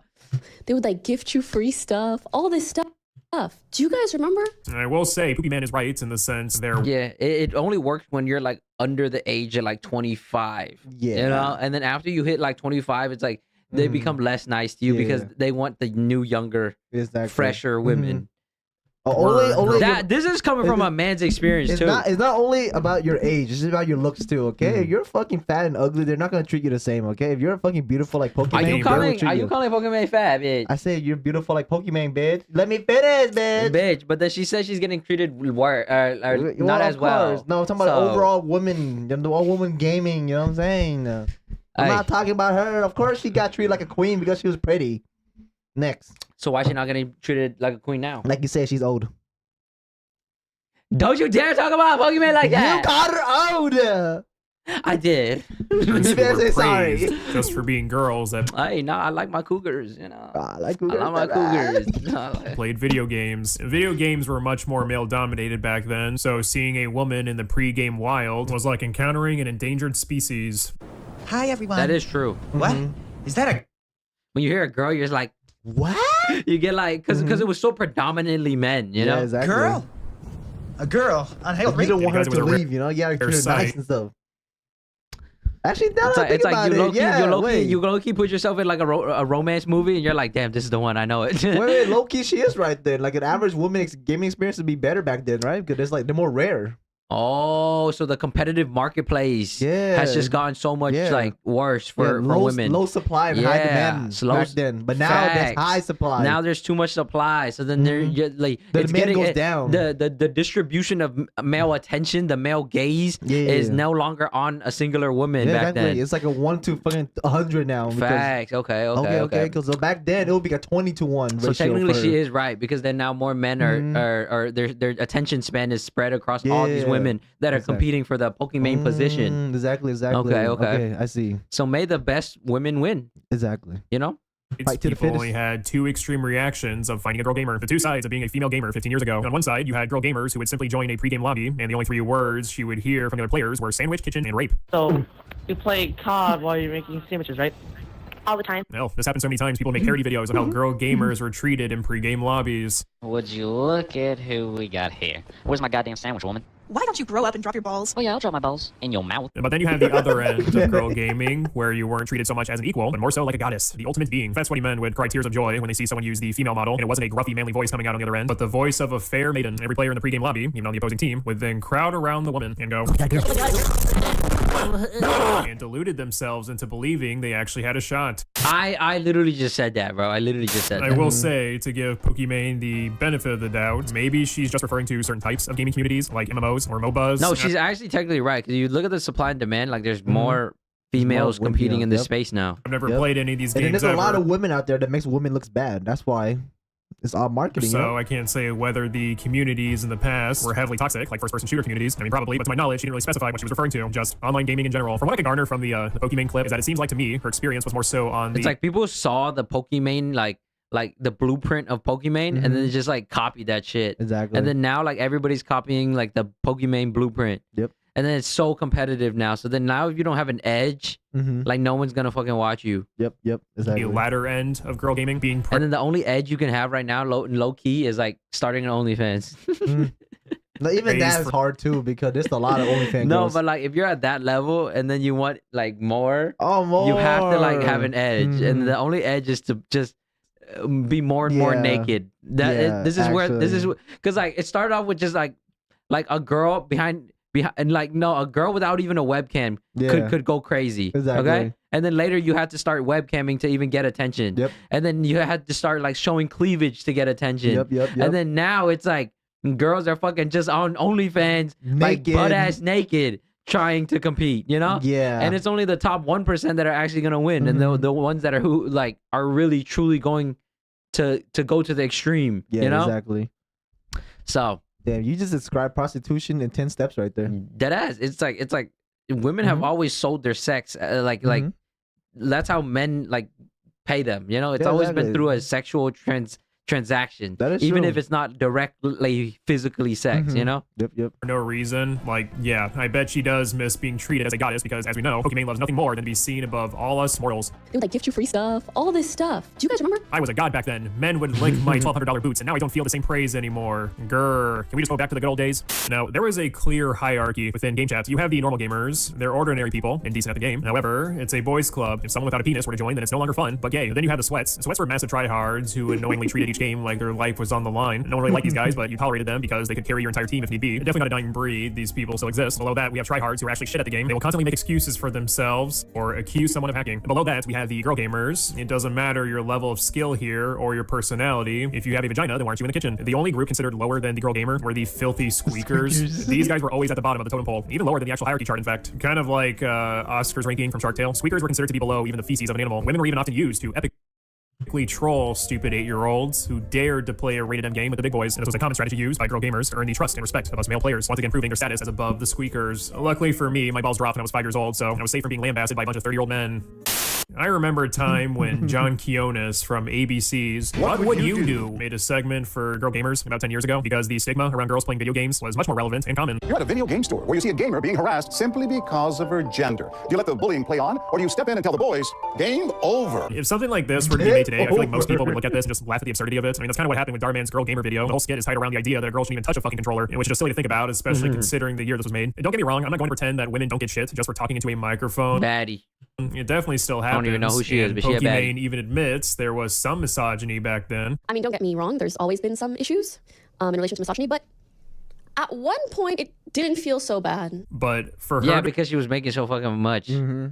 And then she all of a sudden was like, "Yeah, let me turn off all my donations and all that shit." Yeah, you fucked up. Yeah, you should have kept that pretend shit that on. majority of girl gamers were treated with more respect in a pre-game lobby 15 years ago is absolutely delusional. Gaming spaces for women were definitely not better compared to spaces today. In fact, I would argue they were much worse. Not even just for women, but for men too. I feel like even a lot of men were scared to use the microphone sometimes back in like 2011, or else face permanent Hell no, we were screaming in that shit. Steam issues. Fucking riot shield. What else? Oh, riot shield. I'm pushing your riot shield. Hey, what the fuck kind of riot Oh yeah, they were so shy. Shut up, you little fire piece of shit. Fuck, I shot at you. Shot at the fucking belly. I think it was being sarcastic. You little pussy ass bitch. Oh my god. Shut up, fake ass. Let me talk to your sister then. Yeah, this is not a room for women. You know, Yeah, like it's really like this not. is like legit. Oh, no. They'll say dirty talk like their dick is on it. I'll tell him how to fucking not raise a gay kid. Because you were abused a little boy and your ass is so wide because your dad raped you. It was always a Damn, she competition fired of who back. can make the Hey. other cry first while think that was choking on your Cougar. own microphone. That That was was the Cougar? environment. No one had any respect for was a anyone woman, in no? these lobbies, especially for women. Don't get me wrong, I miss pre-game lobbies like this. They were fucking hilarious, and I definitely had nostalgia for it. But I'm also not going to pretend these were some nice little safe spaces for women, or anyone in general, really. You are extremely deluded to say a woman could join something like this. Shut the fuck up. Shut the fuck. And believe they'd be treated with more respect back then compared to current gaming spaces. I did end up going back to Pokimane stream to see if she was clipped out of context, and turns out she wasn't. However, a portion of her stream that kind of confused me was when she was gifted a bunch of subs and then says, "Oh wow, maybe we haven't regressed." Do you guys think we have regressed as a community? As Oh, maybe this is the Curly method. Tyson. It's the method. You Okay, maybe beg, we but haven't you don't regressed. sound like you're begging. You know, I think like streaming has gotten like So hard. so hard. Like It's so competitive. no, not competitive. Like I think like it was better back then. Like they would treat Yeah. us guys so good back then. Yeah, like we were getting like donation And then- after donation, yeah, and subs then now- after subs. No, it's not even about the subs, bro. It's like we would just get like free Gifts. stuff, like gifts and stuff. You know, Yeah. send the gifts, guys. Send the gifts, guys. So Send the gifts, guys. Come on, bruh. So yeah, like I just remember like getting paid a lot, but now we're getting paid like shekels, you know? Yeah, we're not Isn't getting that- paid like no, not even getting paid. Like we're like they used to be so nice. Yeah, it's not about actually- pay, yeah, bro. yeah, it's just they were yeah. just so much nicer. You know what? You're right, dude. You Like, know, and times then- were great back then. Yeah, now like no Inflation one's was nice no more. down, Stop like- thinking about money, bro. I say inflation, like It's like, not like- even about inflation. It's not even about. I'm not talking about money.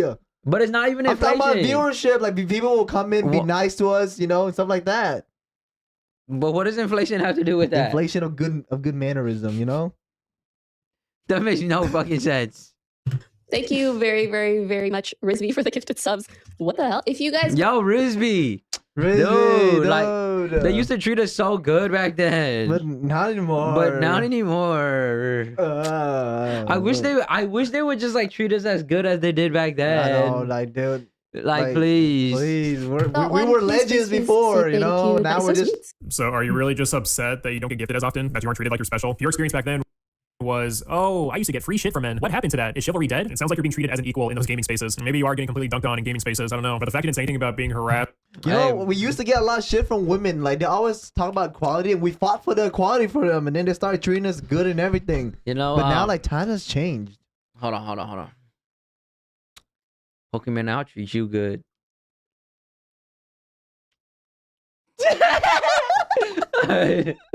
While gaming tells me you just miss these special perks you used to get. Alright. Pokemon fatigue. Who the fuck said Pokemon fatigue? Don't you guys dare talk about my queen like that? Those two don't belong in the same sentences. Come on, bruh. I do want to watch this, but then I feel like it's too long. On the Earth tab, bro. Probably loaded already. This video contains never-before-seen private communications and images that expose he a scammer? TJR once and for all. Stop giving anyone your money. I'll show Oh, where damn. and how trading can be learned for free later. I just posted a YouTube video going over the Forex strategy that made me my first 100K month all the way back in 2021. See, it was the only pair that I was trading consistently for like damn near 2.5 years. That little baby TJR was using back when he first started trading and first started crushing it with trading. Go peep that video. Truth is that during 2021 and before he started posting to become an influencer, TJR was actually online begging for trade alerts, asking for profit targets and when to enter or close trades, which wouldn't be a big deal if not for being 5 months after the dates on this screenshot and his supposed massive profits as an established, consistent, and successful trader. But this is the secret that's been hidden until today, which exposes TJR as a fake guru and failed trader. You just give me however much you're willing to give me, and then I put it in my broker, and then I just set up an account for you, and then I'll tell you what app to download called MetaTrader 4, and then I'll give you the account number and then the investor password. And I'm giving you the investor password because people do this kind of often, where they let other people trade for them. So the investor password pretty much just makes it so you can't place trades on the account, but you can see everything that's happening so you don't scam. At the end of 2021 and going into 2022, TJR was convincing his college friends to lend him money to use for trading, obviously with the goal of sharing and splitting the earned profits. On this one, he even said you would honestly get 10K a month. But unfortunately for Tyler's friends, the self-proclaimed successful trader from 9 months before this couldn't deliver on his promises. And apparently, he never paid them back after losing their money. Wow. Trading. Well, wait, except for hold one on, thing. hold on. And you Who almost- was this friend that's giving out 200,000, bro? Like, we need one of them. I need one of those friends. Like, Shit. we have the strategy to fucking make money. couldn't write a better story about Send it in the Discord, guys. Send it in the how it all Discord. went down. Frank was one of the people who gave Guaranteed TJR 10K money every for month. trading, and this particular message was sent many months after that money had been lost. It's clear that TJR made it seem like Frank would get his money back, yet TJR would switch between ghosting him or apparently pretending like Frank's messages were disappearing. Sure. So after growing tired of his treatment, Frank decided to take it up a notch by directly contacting TJR's family in a group chat and explaining how their successful day trader son lost all of Frank's money. It was obviously the right move because on July 19th, 2022, Frank finally got his money back. And just 3 weeks after that refund, on August 11th, TJR made his first post on TikTok posing as a successful day trader and crypto expert. And to top it off, he even used that MetaTrader screenshot of $100,000 in profit from March of 2021 as a starting point to get attention. You know you're not profitable, bruh. Stop posting that bullshit. Do you not feel guilty?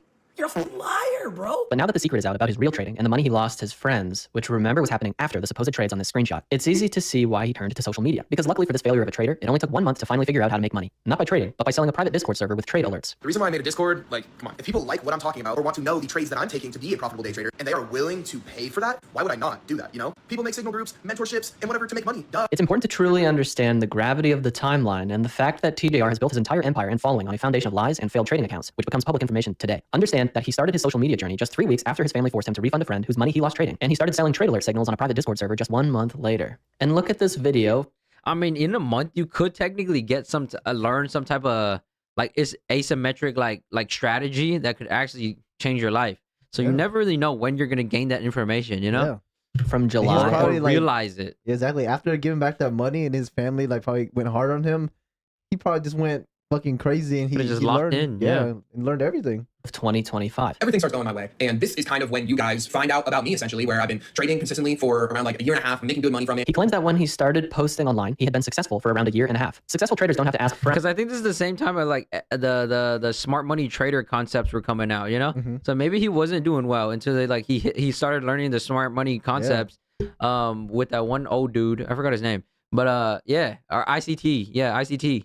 For money to trade, and they certainly don't lose all of it. Of course, there was no way for people to know all of this back when TJR sold his first Discord server. But the unfortunate reality is that most influencers aren't successful traders. But even if they were, the information they sell is already online for free. Skip ahead 2 years, and a paying student from TJR's $4,000 mentorship made a video proving this, which resulted in TJR getting a lawyer to send them a cease and desist letter demanding it be deleted. And if you, the letter recipient and creator of this video, are watching, just know these demands are complete BS and a bully tactic. And if you, TJR, are considering something like this for me, my lawyer already has a response prepared. So let's take a look at the highlights of what TJR wanted hidden from the public. First of all, I understand the desire to follow and believe in someone, especially since a lot of TJR viewers are younger, which I'll get to later. He's funny, entertaining, and puts on a very authentic persona. So I'm sorry, genuinely. But now you Stop! know what was really going on behind the scenes, and it's going to get far worse from here. According to the student, the mastermind class was advertised as a 30-day training with personalized mentoring from TJR and a limited enrollment of 30 spaces. However, the student says there were actually more than 500 people in the class, that there was no one-on-one mentoring, and that TJR sent a total of 2 messages on the server. They also say the only time people could really interact with him was briefly at the end of his presentations to the entire group, which the student says were just reworded from the free bootcamp series. Constantly seeing stuff like that over the years is why I built I'mInTrading.org, to prove it can all be learned for free. And I've never sold a single course, mentorship, or private community. This is the proudest and most important work of my life to help aspiring traders, and this page has detailed instructions on every phase of the learning journey. You'll never buy something after going through it because you'll understand the 2 possible paths to profitability, what that means for how to succeed, and exactly what you must do next. That will show you how to extract value from all online trading content while easily spotting what is and isn't helpful. Can I get your thoughts on that, TJR? I'm trying to tell you guys that the free stuff is all you need. Anyways, did you know that 500 people times 4,000 is $2 million? I assume the mastermind followed the same price as this blueprint, but who knows with a... All you need. Anyways, did you know that 500 people times 4,000 is $2 million?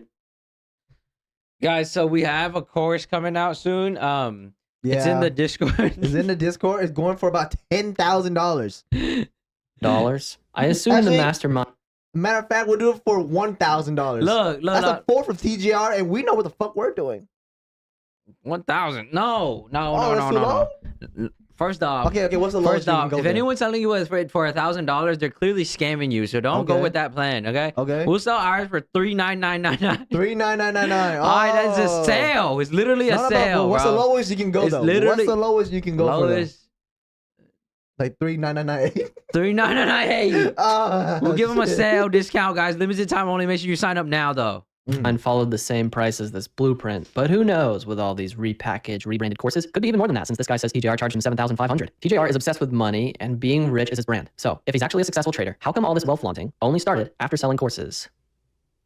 That is true. Yeah. This video could have been 10 seconds long if you just stop and go, oh, yeah, good point. That exposes anyone who behaves like this, especially ICT, who lived in a rundown townhome 15 years into being a trader until he sold mentorships. See here how purchasing the mastermind got you a free funded account at TJR's prop firm? Swaggy C just left his own prop firm for the reason that I've been telling you guys this entire time. He didn't have any of the decision making. And that is why I created my own prop firm without these people. I can sit here and say that a company that I built has been able to. But then again, he has so he'll do sign up, like the sign up thing, right? And he'll get a commission based off of the people trading and depositing money into those accounts. So then he's still getting commissions to this day every single time those people are trading. You know? that's- So he's making crazy bank from just that too. Not only just the memberships, you know? Wow. Pay out profitable traders. He made it very clear early on that he was in control of this company. However, it wasn't long until, oh, what's this? Foreshadowing? Well, you're watching one of one's Discord server get deleted in real time because they ended up rug pulling the entire user base and causing thousands of traders to lose money. That includes people who didn't get refunded, as well as those who earned payouts that were never given. Oh. And while TJR had publicly left the company before this happened, those who traded there at the time would tell you that the problems began long before his departure. And remember, people were using this firm because of him and his influence. Not sure if it's the case here, but this is particularly devastating for people outside of the US where something like $7,000 is an incredibly significant amount of money. So what is TJR doing, literally as I write this? Doing a photo shoot with the cash he earned off the backs of those who believed in him, which makes him the coolest guy according to 12-year-olds and brain dead. Oh, that's wow. And then he went to the casino. This person, along with many others, paid for the mastermind partially because it included a 100K account at One of One Funding. Unrelated, but according to him, TJR's assistant on the Discord abused his power and intentionally leaked a paying member's address, which you can see blurred in the screenshot. Absolutely unhinged Discord moderator behavior. This person and others tried to get a refund directly from TJR due to One of One shutting down, but they were unsurprisingly denied. So they went to WAP, the platform that hosts course sellers like TJR, and one person supposedly had a refund approved. However, others who tried it later were denied. And as punishment for attempting to get a refund, this person no longer has access to TJR's course or the Discord. Find a way to explain how this isn't just getting scammed, because not only did he not get his money back, but now he can't see or interact with any of the things he paid for. That's crazy. This isn't from me, but it goes over even more about how everything went down with the firm, and it alleges some pretty damning stuff. For example, some smart members caught them manipulating payouts by sending crypto to fake accounts. TJR actually has One of One in his bio on X, which I find odd. And while we're here, his location says out the trenches. Call me a hater, but I'm not sure that applies when your family owns a private school in California. They paid for everything for you growing up, and one of your toughest battles was about getting a job because you were losing all of your money trading. TJR posted this in 2023, talking about scams and imagining what the bigger crypto influencers get paid to promote them. Well, when working on this video, I gathered every tweet I could find from him that mentioned a coin, obviously for stuff like this.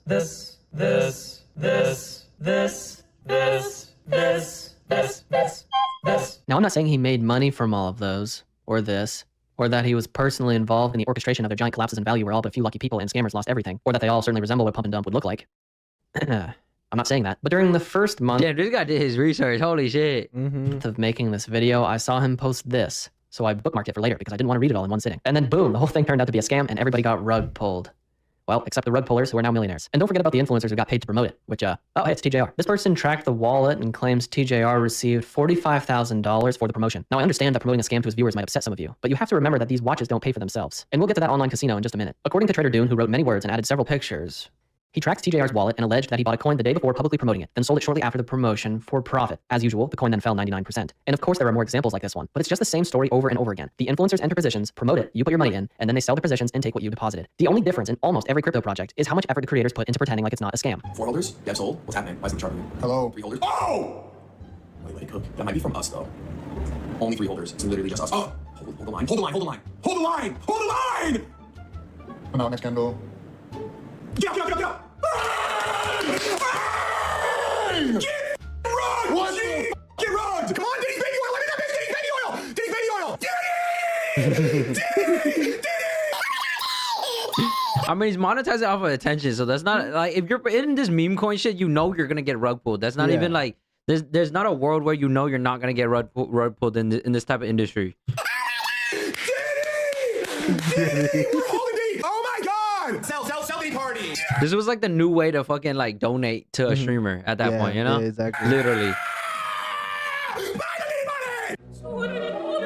TJR said Rippington about this coin on March 31st at almost the very top, and 2 weeks later, this person says they lost 50K because of him. No point in continuing to show more examples, although this one gave me some insight into just how far gone some people are in the crypto space, saying that shilling meme coins is what they want. The point is that crypto scammers are bottom tier human beings. To them, you're not even a person with bills to pay or people to support. You're a juicy little cow to extract milk from, and you need to wake up because influencers like TJR are not your friends. And if he's willing to pump and dump his own audience, which made this tweet of his age poorly, of course he has no problem with getting paid enormous amounts of money to live stream gambling through online crypto casinos. Bang! Bang! Oh my god! Watching TJR for entertainment is totally understandable, but it's particularly shameless considering how young on average TJR's audience is. And he knows it. I've never once considered making a video on helping kids bypass age laws on trading and opening brokerage accounts, but he knows his audience and what they want. You gotta say, Mom, Dad, I just need your ID. POV, you showed millions of teenagers how they can change their lives. Earlier we saw this person claiming TJR got 45K to promote what turned out to be a scam, which I'm bringing up again because Shuffle is the casino he's sponsored by, so your money went to a good cause. There's only one remaining piece about his entire success story that hasn't been exposed so far, and that's about the profit he said he made from crypto. Also, when that money started to go up in crypto, I was able to finally start to get the hang of the day trading thing and able to start making like pretty sustainable money for myself. I was able to start rotating money that I was making from trading into crypto, and that just kept going higher and higher. As you guys know, the COVID bull run was just absolutely ridiculous. Some people may call me lucky, but I was putting in the volume, putting in the repetitions in order to put myself in a lucky situation. Again, I started the crypto shit when I was in high school. I started the trading shit when I was in high school. Oh, he hit it big on this coin. You didn't see the 500 fucking other coins that went to zero where I literally was sitting there fucking crying because that was the money that I had to pay for food for that day. They got lucky because it was just this one thing, but they don't look at all the losses that it took to be able to get lucky on that one opportunity. First of all, you just heard him make several claims about making money through trading, but we know at that time that was a lie because of his old college friends. However, let's assume that he really did make a lot of money with crypto. What do you call putting your money into 100 coins that go to zero, going into debt, constantly losing your money, losing your friend's money trading, and then claiming to have made it all back and more in one big move? Yes, that's called gambling, but you can't sell luck. Only strategies sell Trade Alert Discords or a new course and mentorship every year. If Tyler was born just a couple years earlier or ahead, then his entire so-called success with crypto wouldn't exist because it wouldn't have been timed up with the bull run. The only reason he made money is because everything went up. That's not skill, that's not patience, that's not picking the right coins, that's luck. There was no strategy. Some people may call me lucky, but I was lucky. Don't forget he was losing his friend's money trading after this. And don't forget he was online before he grew up. Hellfriend, bro. Who Hellfriend? Exposing his shit, bro. As an influencer, asking for trade alerts and how to trade. You think successful traders are following people and asking where to enter or where to put the profit target? TJR's crypto earnings here come down to timing and luck. And we're just assuming he isn't lying since there's no proof about whether that even happened. It's the exact same thing that the trading channel did when he tried to claim his returns on Robinhood were from trading and based on the lessons he teaches in his paid course. I exposed him because guess what? These returns are literally just what the overall market did, not anything based off of a trading strategy. And he showed a period in time where the market only went up while acting like it was 34% this year. That's pretty good though. Yeah. Depends on what he was in. That's pretty good. Strategy that got him the results. Timing is all it was, and there was no strategy involved. Anyways, did TJR at least eventually become profitable at trading? Well, that's a big question. And thankfully I got a ton of information after tweeting this, so let's go through the timeline. This one is from early in 2024 and refers to some point in 2023, just over a year after TJR's family forced him to refund the money he lost his friend trading. These Reddit users claim they were in TJR. This guy's low-key smart. Like he's gonna gain a lot of followers, this guy that's making these videos, because like he actually dives deep into shit, you know? Like he's diving deep into like trading, like people's trading shit too. You know, like this is someone you can like you know is gonna dive deep into like either whatever he's stock talking or about, whatever he's researching, you know? Ours paid Discord, and profitable appears to be the opposite of what they saw. This person from the same time referring to 2023's trading year said that for his live trading, you could see the entries, stops, and take profits, but that he didn't specify the exact dollar amounts on the position. Doesn't take a genius to understand how easy it'd be to hypothetically manipulate your results by just claiming losses were on smaller positions and that wins were on bigger positions. This goes back to July of 2023, and the person claims that TJR had one break-even month, that the rest were negative, and that the live streams stopped shortly after. And unfortunately, this person also lost money due to TJR's prop firm shutting down. TJR actually posted this a couple months later, which is a screenshot from what he calls a regulated brokerage, although this is what happens when you click the link, since it fails to load anything. Damn. I made this video on my second channel in 2023 talking about how sketchy offshore unregulated brokers are and that I would never partner with one, which just so happened to show TJR taking the deal I turned down. Well, that brokerage was like, hey, I'll give you a ton of money if you promote us. And I was like, no, I hate money. I've recommended NinjaTrader since 2021 because they're the best and an actual real regulated US-based company for futures. Learn more about them and their free sim trading on my site. Integrity isn't an issue for TJR, and the point here is that this offshore broker, who I won't be naming, but you could find out, was allegedly caught speaking to an influencer and telling them that they can make a demo account appear as if it's real. This does not mean that TJR might have taken advantage of this to share trading performance that was manipulated with a sim account and not real. It just means this is who he partnered with. Fast forward to September of 2025. Yo, low-key TJ is more smarter than I thought, bro. Like he's like taking like Rockefeller strategies into this bitch. And it's a new unregulated offshore CFD broker. Anything is fair game, bro. Idea if this is a different one, but there's also this at the moment. Whenever you hear about some big scam in trading and people losing their deposits in a brokerage, it's because offshore brokers aren't insured or regulated. That doesn't happen with something like NinjaTrader. But the reason influencers partner with offshore brokers is because of the fat paychecks they get, the one that I turned down. Plus, as you saw here, offshore brokers can sort of do whatever they'd like, which includes helping out those who partner with them. Just for fun, I decided to Google the address that this brokerage has on their website to see where they were located. And apparently all of these offshore brokers use the exact same address, which is why they all came up in the search results. Maybe it's just funny to me, since I don't associate the seriousness of a brokerage and trading company with a tiny building that countless offshore brokerages register their address to. And even though I understand it's just an address, I like the idea that Wings and Tings is comparable in size to more than 15 Forex trading companies combined. And between these two locations, I only trust Wings and Tings with my money. Shout out to my St. Lucia viewers. All right, last thing about 2025 and TJR live streaming is from Tommy's video, which you should watch after this for more info. It shows tons of examples of how his live trading is actually just using the projection tool on TradingView. Those are not real trades. That is essentially a drawing on a chart. But hold on, because there's far more to get into regarding that. So what about his live streams and trading right now? Well, January 26th, 2026 is when I looked into that, which is the day of this stream. But then now he's low-key doing it live. So then it's kind of hard to say like that he's not. Yeah, that he's faking it. Yeah, you know? that he's faking it now. Because now he's doing like an actual 30-day whole thing. So let's see if this guy actually goes into that. He's currently short 5 contracts of NQ with a stop loss here and a profit target down there. This trade just happens to lose for around $2,550. No big deal. Every strategy has losses. Not the point here. However, this is the amount he says he loses. Lost $27,920 from that.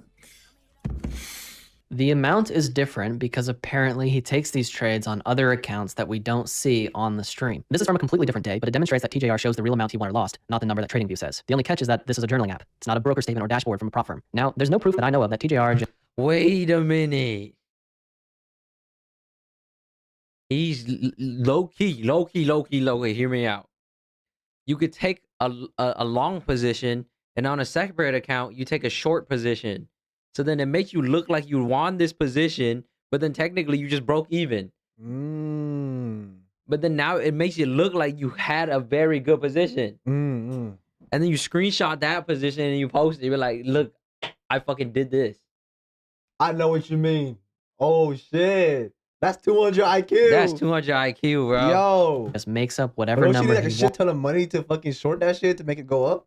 No, you just know like you don't care about the direction it's gonna go because you're either playing, or. yeah, because you're playing both. You're playing both ways anyways. It's like putting a hand on red and black. Oh, you know, shit. it's like break even. It's break even, but at least you can screenshot you won the red, or you can take a picture that you won the red, and then you can keep doing that. And then people will keep believing you because like, whoa, why is this dude's track record? Well, how does he keep posting wins? Wait, that's actually genius. Wants to put in the journaling app. Hey, we're running that. Hey, no one steal that. App he uses as a substitute for an actual regulated brokerage. But this method of self-reporting your real P&L is certainly an easy way to. Because then again, he's never actually shown his like true month-to-month P&L. Yeah. Like, he's keeping that shit hidden, right? Yeah. Performance. And I understand that I'm teaching someone how to easily fake live streaming results, which people think is bulletproof, but just use a journaling app where you can input your own data and make sure to occasionally inflate the size of some winning trades. It's so easy. I'm not saying TJR does this, but it's important to teach people just how easy trading is to fake. Even if TJR was the greatest trader of all time, you still wouldn't need to pay for anything. And as I said, I did not cherry pick this live stream. It's the very first one I watched. So see what happens and decide if you think that this is how real and long-term successful traders act when they lose a trade. I'm going to fucking lose my shit, bro. Okay, he's doing that for the stream. He's clearly LARPing. You gotta keep it entertaining.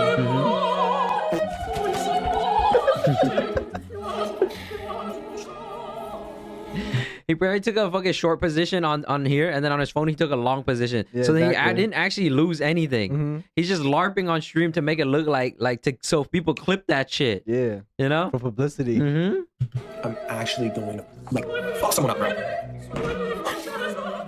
There's no way I just sat on this bullshit ass price action for the past hour 45 minutes just to get stopped out by some retarded shit like that, bro. The clip farming is crazy. How the fuck? All I'm going to say is that emotional and unprofitable traders react to losses far differently than the pros who understand that one day is meaningless in the grand scheme of long-term profitability. All strategies have trades and days that lose.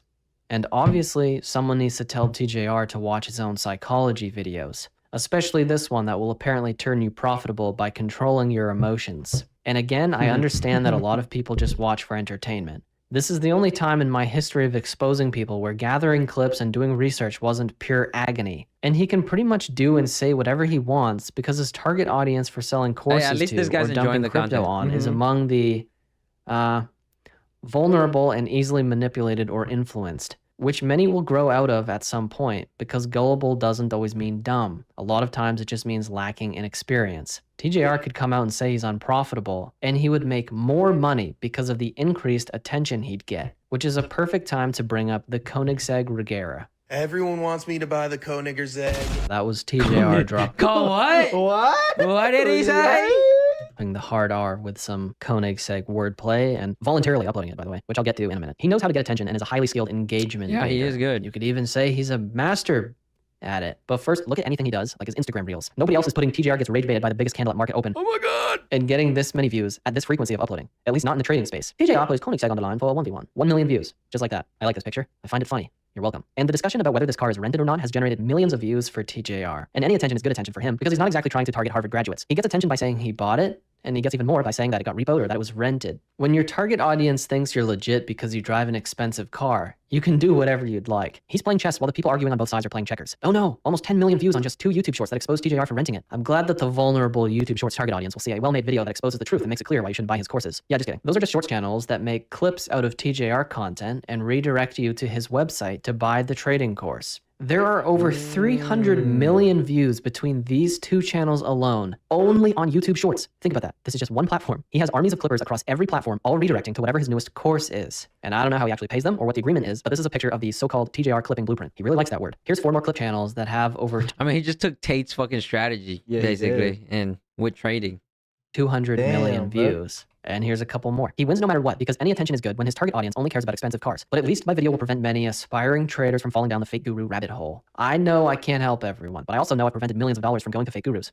Anyways, I'm not going to waste my time talking about how this car sure looks like the one at Cario, who is a dealership that leases cars to influencers, or that you can check Carfax on this, or that you can look into the license plate, or that you can use the chassis number 7226 to confirm which car this is, or that you can use all of that to confirm the Carfax chassis number, Cario, and TJR connection, because guess what? It doesn't matter. TJR is unbelievably rich and could easily afford this car. I wouldn't be surprised if he took this route just to get more attention. None of it matters, because you need to think about whether he has this because he's good at trading, or because of his courses and other income streams, since he had none of this stuff after his self-proclaimed years of successful trading. He's even now selling indicators that are all just tiny variations of free stuff you can find on TradingView. So embarrassing. And yes, I put an email into his... I mean, first off, it's not even smart to buy a car like that. It's just smarter just to rent it. So I wouldn't even be mad if he just rented it. But still, it's like, who out here can even afford to rent that, you know? So it's still pretty big flex. Blueprint sign up just to see what kind of goodies he'd send me, which turns out to be something every single day. Every day there's a new email about trying to get you to buy his course and now indicators. Maybe I'll go through the most pathetic ones on my 3rd channel at some point. He might even use the same emailing company as Casper SMC, the fraud. Also, signing my name up as fart will never not be funny. But like, what could this email possibly be about? I know I could click on it. I'm not going to. Anyways, it's time to talk about the N-word. Everyone wants me to buy the Koenigsegg. No. What did you say, right now? No. Yeah. Double check. Can everybody hear me? Yeah.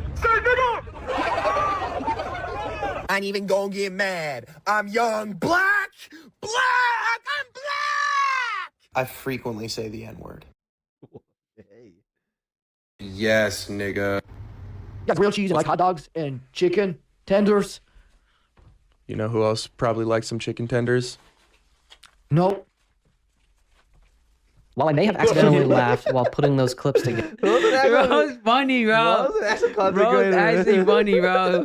Holy shit. Together, mostly because of the pure absurdity and audacity of TJR. There's no better way to summarize this than by playing a TikTok I found. I'm going to do a voiceover to avoid music copyright, so just pretend it's not me who you're about to hear. It's not me, it's this guy. So for everyone who's mad about TJR saying the word, stop bitching. Like, why do you care? Is this another moist what critical? another grown-ass man says? Oh, he's racist. He has millions of dollars. Possible take ever. I'll leave it up to you guys to have one of those famously civil, considerate, and reasonable YouTube comment discussions that always ends in a thoughtful resolution of opposing values based on a mutual understanding of the experiences unique to each person and how we're outwardly different, yet still very much the same on a fundamental level. Perhaps you'll even solve world peace while you're at it. Let's get started in high. Let's get it started in hell. Oh, let's get it started in high. Let's get it started in hell. We see the 15-minute S&T divergence. Where did I go wrong? No liquidity sweep. Stupid. I'm like Kai Cenat.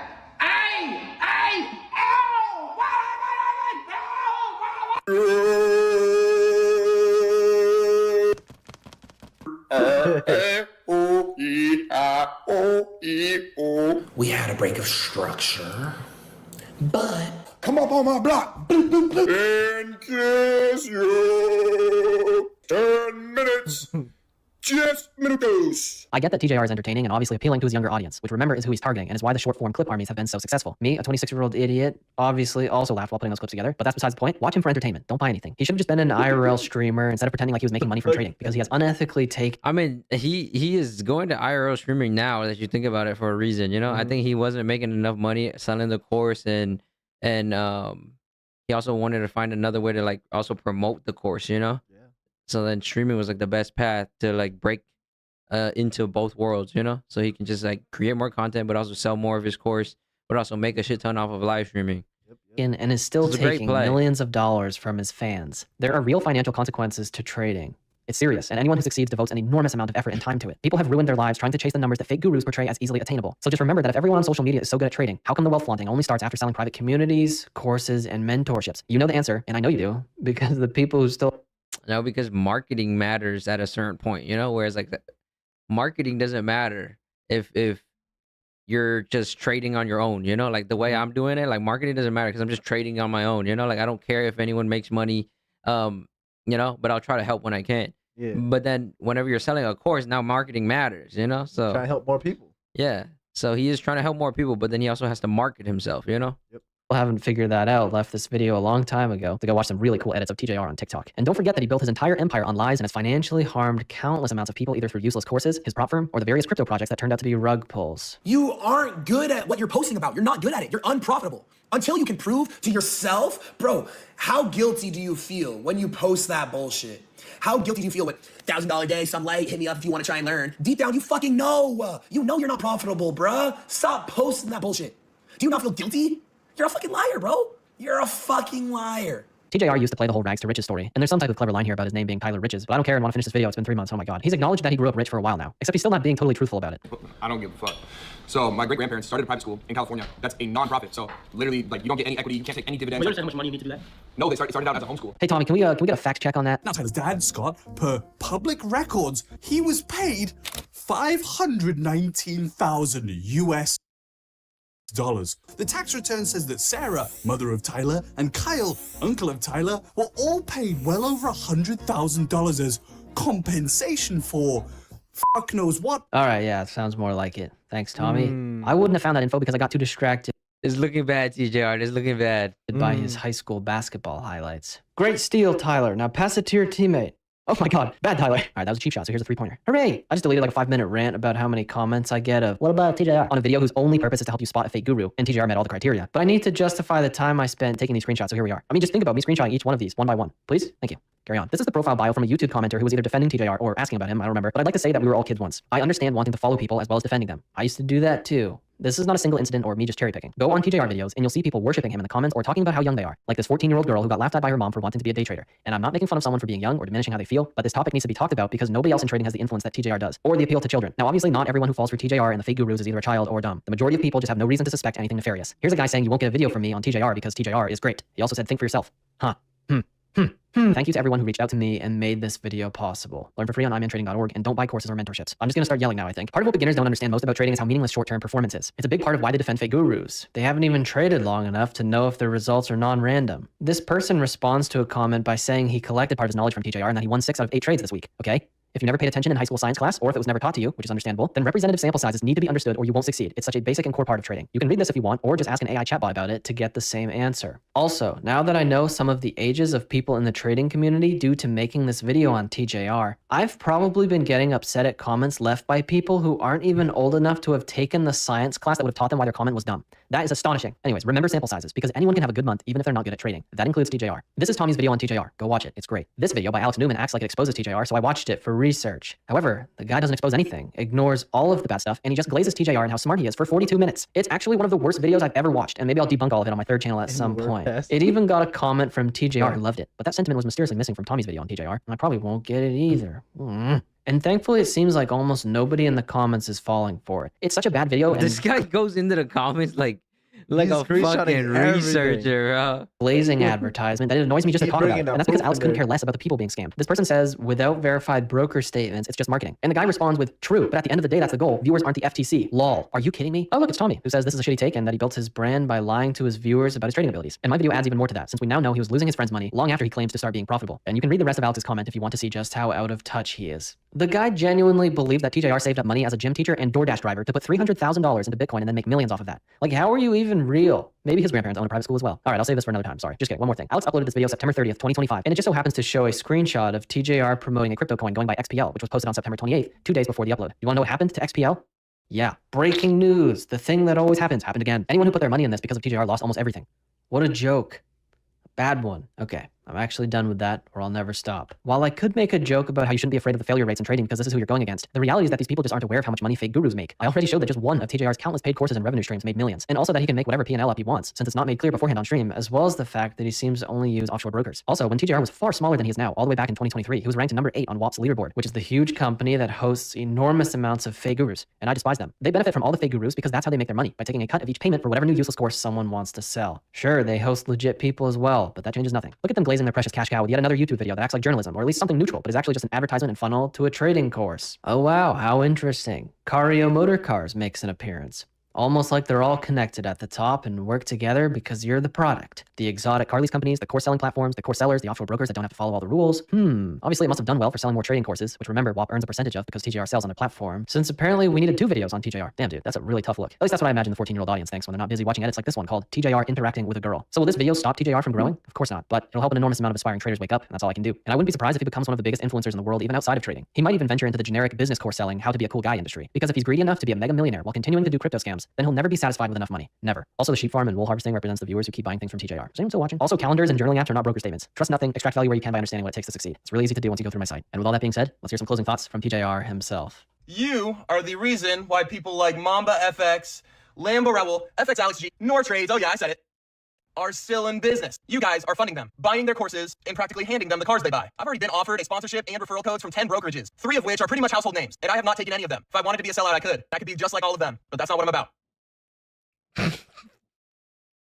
W marketing. That's all I gotta say. Just W marketing. He said all that just to go and do it, bro. He said all that just to go and do You it. gotta build that trust, you know? Yeah, guys. This was a good video. This is well put together. This video, Well there's a researched. reason why it got so many fucking views. Yeah. This man put his heart and soul into this shit, bro. Now, do we know how much TJR is making or not making? Still no. Now TJR's got to come out with receipts that he is printing fucking money. All Yeah. right, he got to show all the statements. Exactly. Because if he doesn't, at this rate, He's a LARPer at cooked. this point. He's cooked. But I mean, even like everything you do, like you almost have to play a character nowadays, you know? Yeah. It's like when we were doing like the ATK channel, okay? Make sure you guys subscribe to the ATK channel, okay? Make sure. Yeah.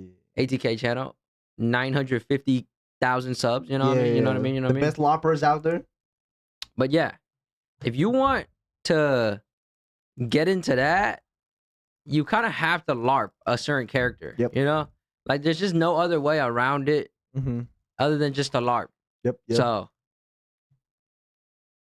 you just got to do it at that point. You know, there's no. And TJR played it perfectly. Yeah, he did it perfectly. He just You LARPed can't- as the rich guy, you know, and then you got can't hate him. people to buy the course. Exactly. You can't hate on him for hustling. Yeah, and we were LARPing as retards on TikTok, YouTube, and people everything. love that shit. Yeah. You know, but then you got to plan for these things. Mm-hmm. And he planned it perfectly. He executed perfectly, and now he's super living rich. life. He's just living life now. There's only like one way technically to make money. You're gonna take it from someone. That's literally how money works. Literally, Exactly. you're taking money from someone, Mm-hmm. or you're fucking printing it. All right. But even And if that's you're what the printing government it, does. even if you're printing it though, you're still taking it from someone because then now Yeah. you're devaluing the whole currency. Yep. So you're still taking it from someone. Yep. There's no. There's like, no everyone gets yeah. everything, you know? Like you get a piece, you At get the a end piece. of the No, day, there's I gonna- take everything. End of the day, there's gonna be a winner and a loser, bro. Yep. It depends on whether you want to be the winner or the loser. Mm-hmm. This is the game we were just spawned into. You don't get a choice to play the game. Exactly. You know? Only thing you could do is try to do your best. Try to win the game and do your best and not hurt too many people along the way. Exactly. So yeah. I mean, we'll be here to try to support you guys, you know, whenever you need it. Go ahead and ask the questions. Yeah. You know, but other than that, a lot of other people are really fucked up. Yeah. Exactly. You know? They're really fucked up. Yeah. They take advantage of you like that. Like that, you know? We haven't sold shit. All right, watch me get played like the fucking TJR clip. We haven't sold shit. So we actually haven't sold anything. The only thing we've been selling is our entertainment, yes, and entertainment. information. That's it. Yeah, literally. We're just covering the news. We be entertaining. That's it. Even on ATK, we never sold shit. We haven't sold anything. Like we only took on sponsorships that was just like games and stuff, you know. Yeah, but it like- wasn't like us directly selling anything to our audience. Exactly. You know, it was and just those a game. games are free. Yeah, the game is not costing you anything to play, you know. But yeah, I mean, yeah, it's hard. It's hard to even gain a trust with anyone nowadays because everybody is just trying to LARP and everybody's trying to take advantage of everybody, and it's just like it's hard to trust anyone. Yeah. That being said, we are done with this segment. We're out of Yep. here. Peace out. Love you guys. Join the Discord if you want to join. Follow. Subscribe. Yep.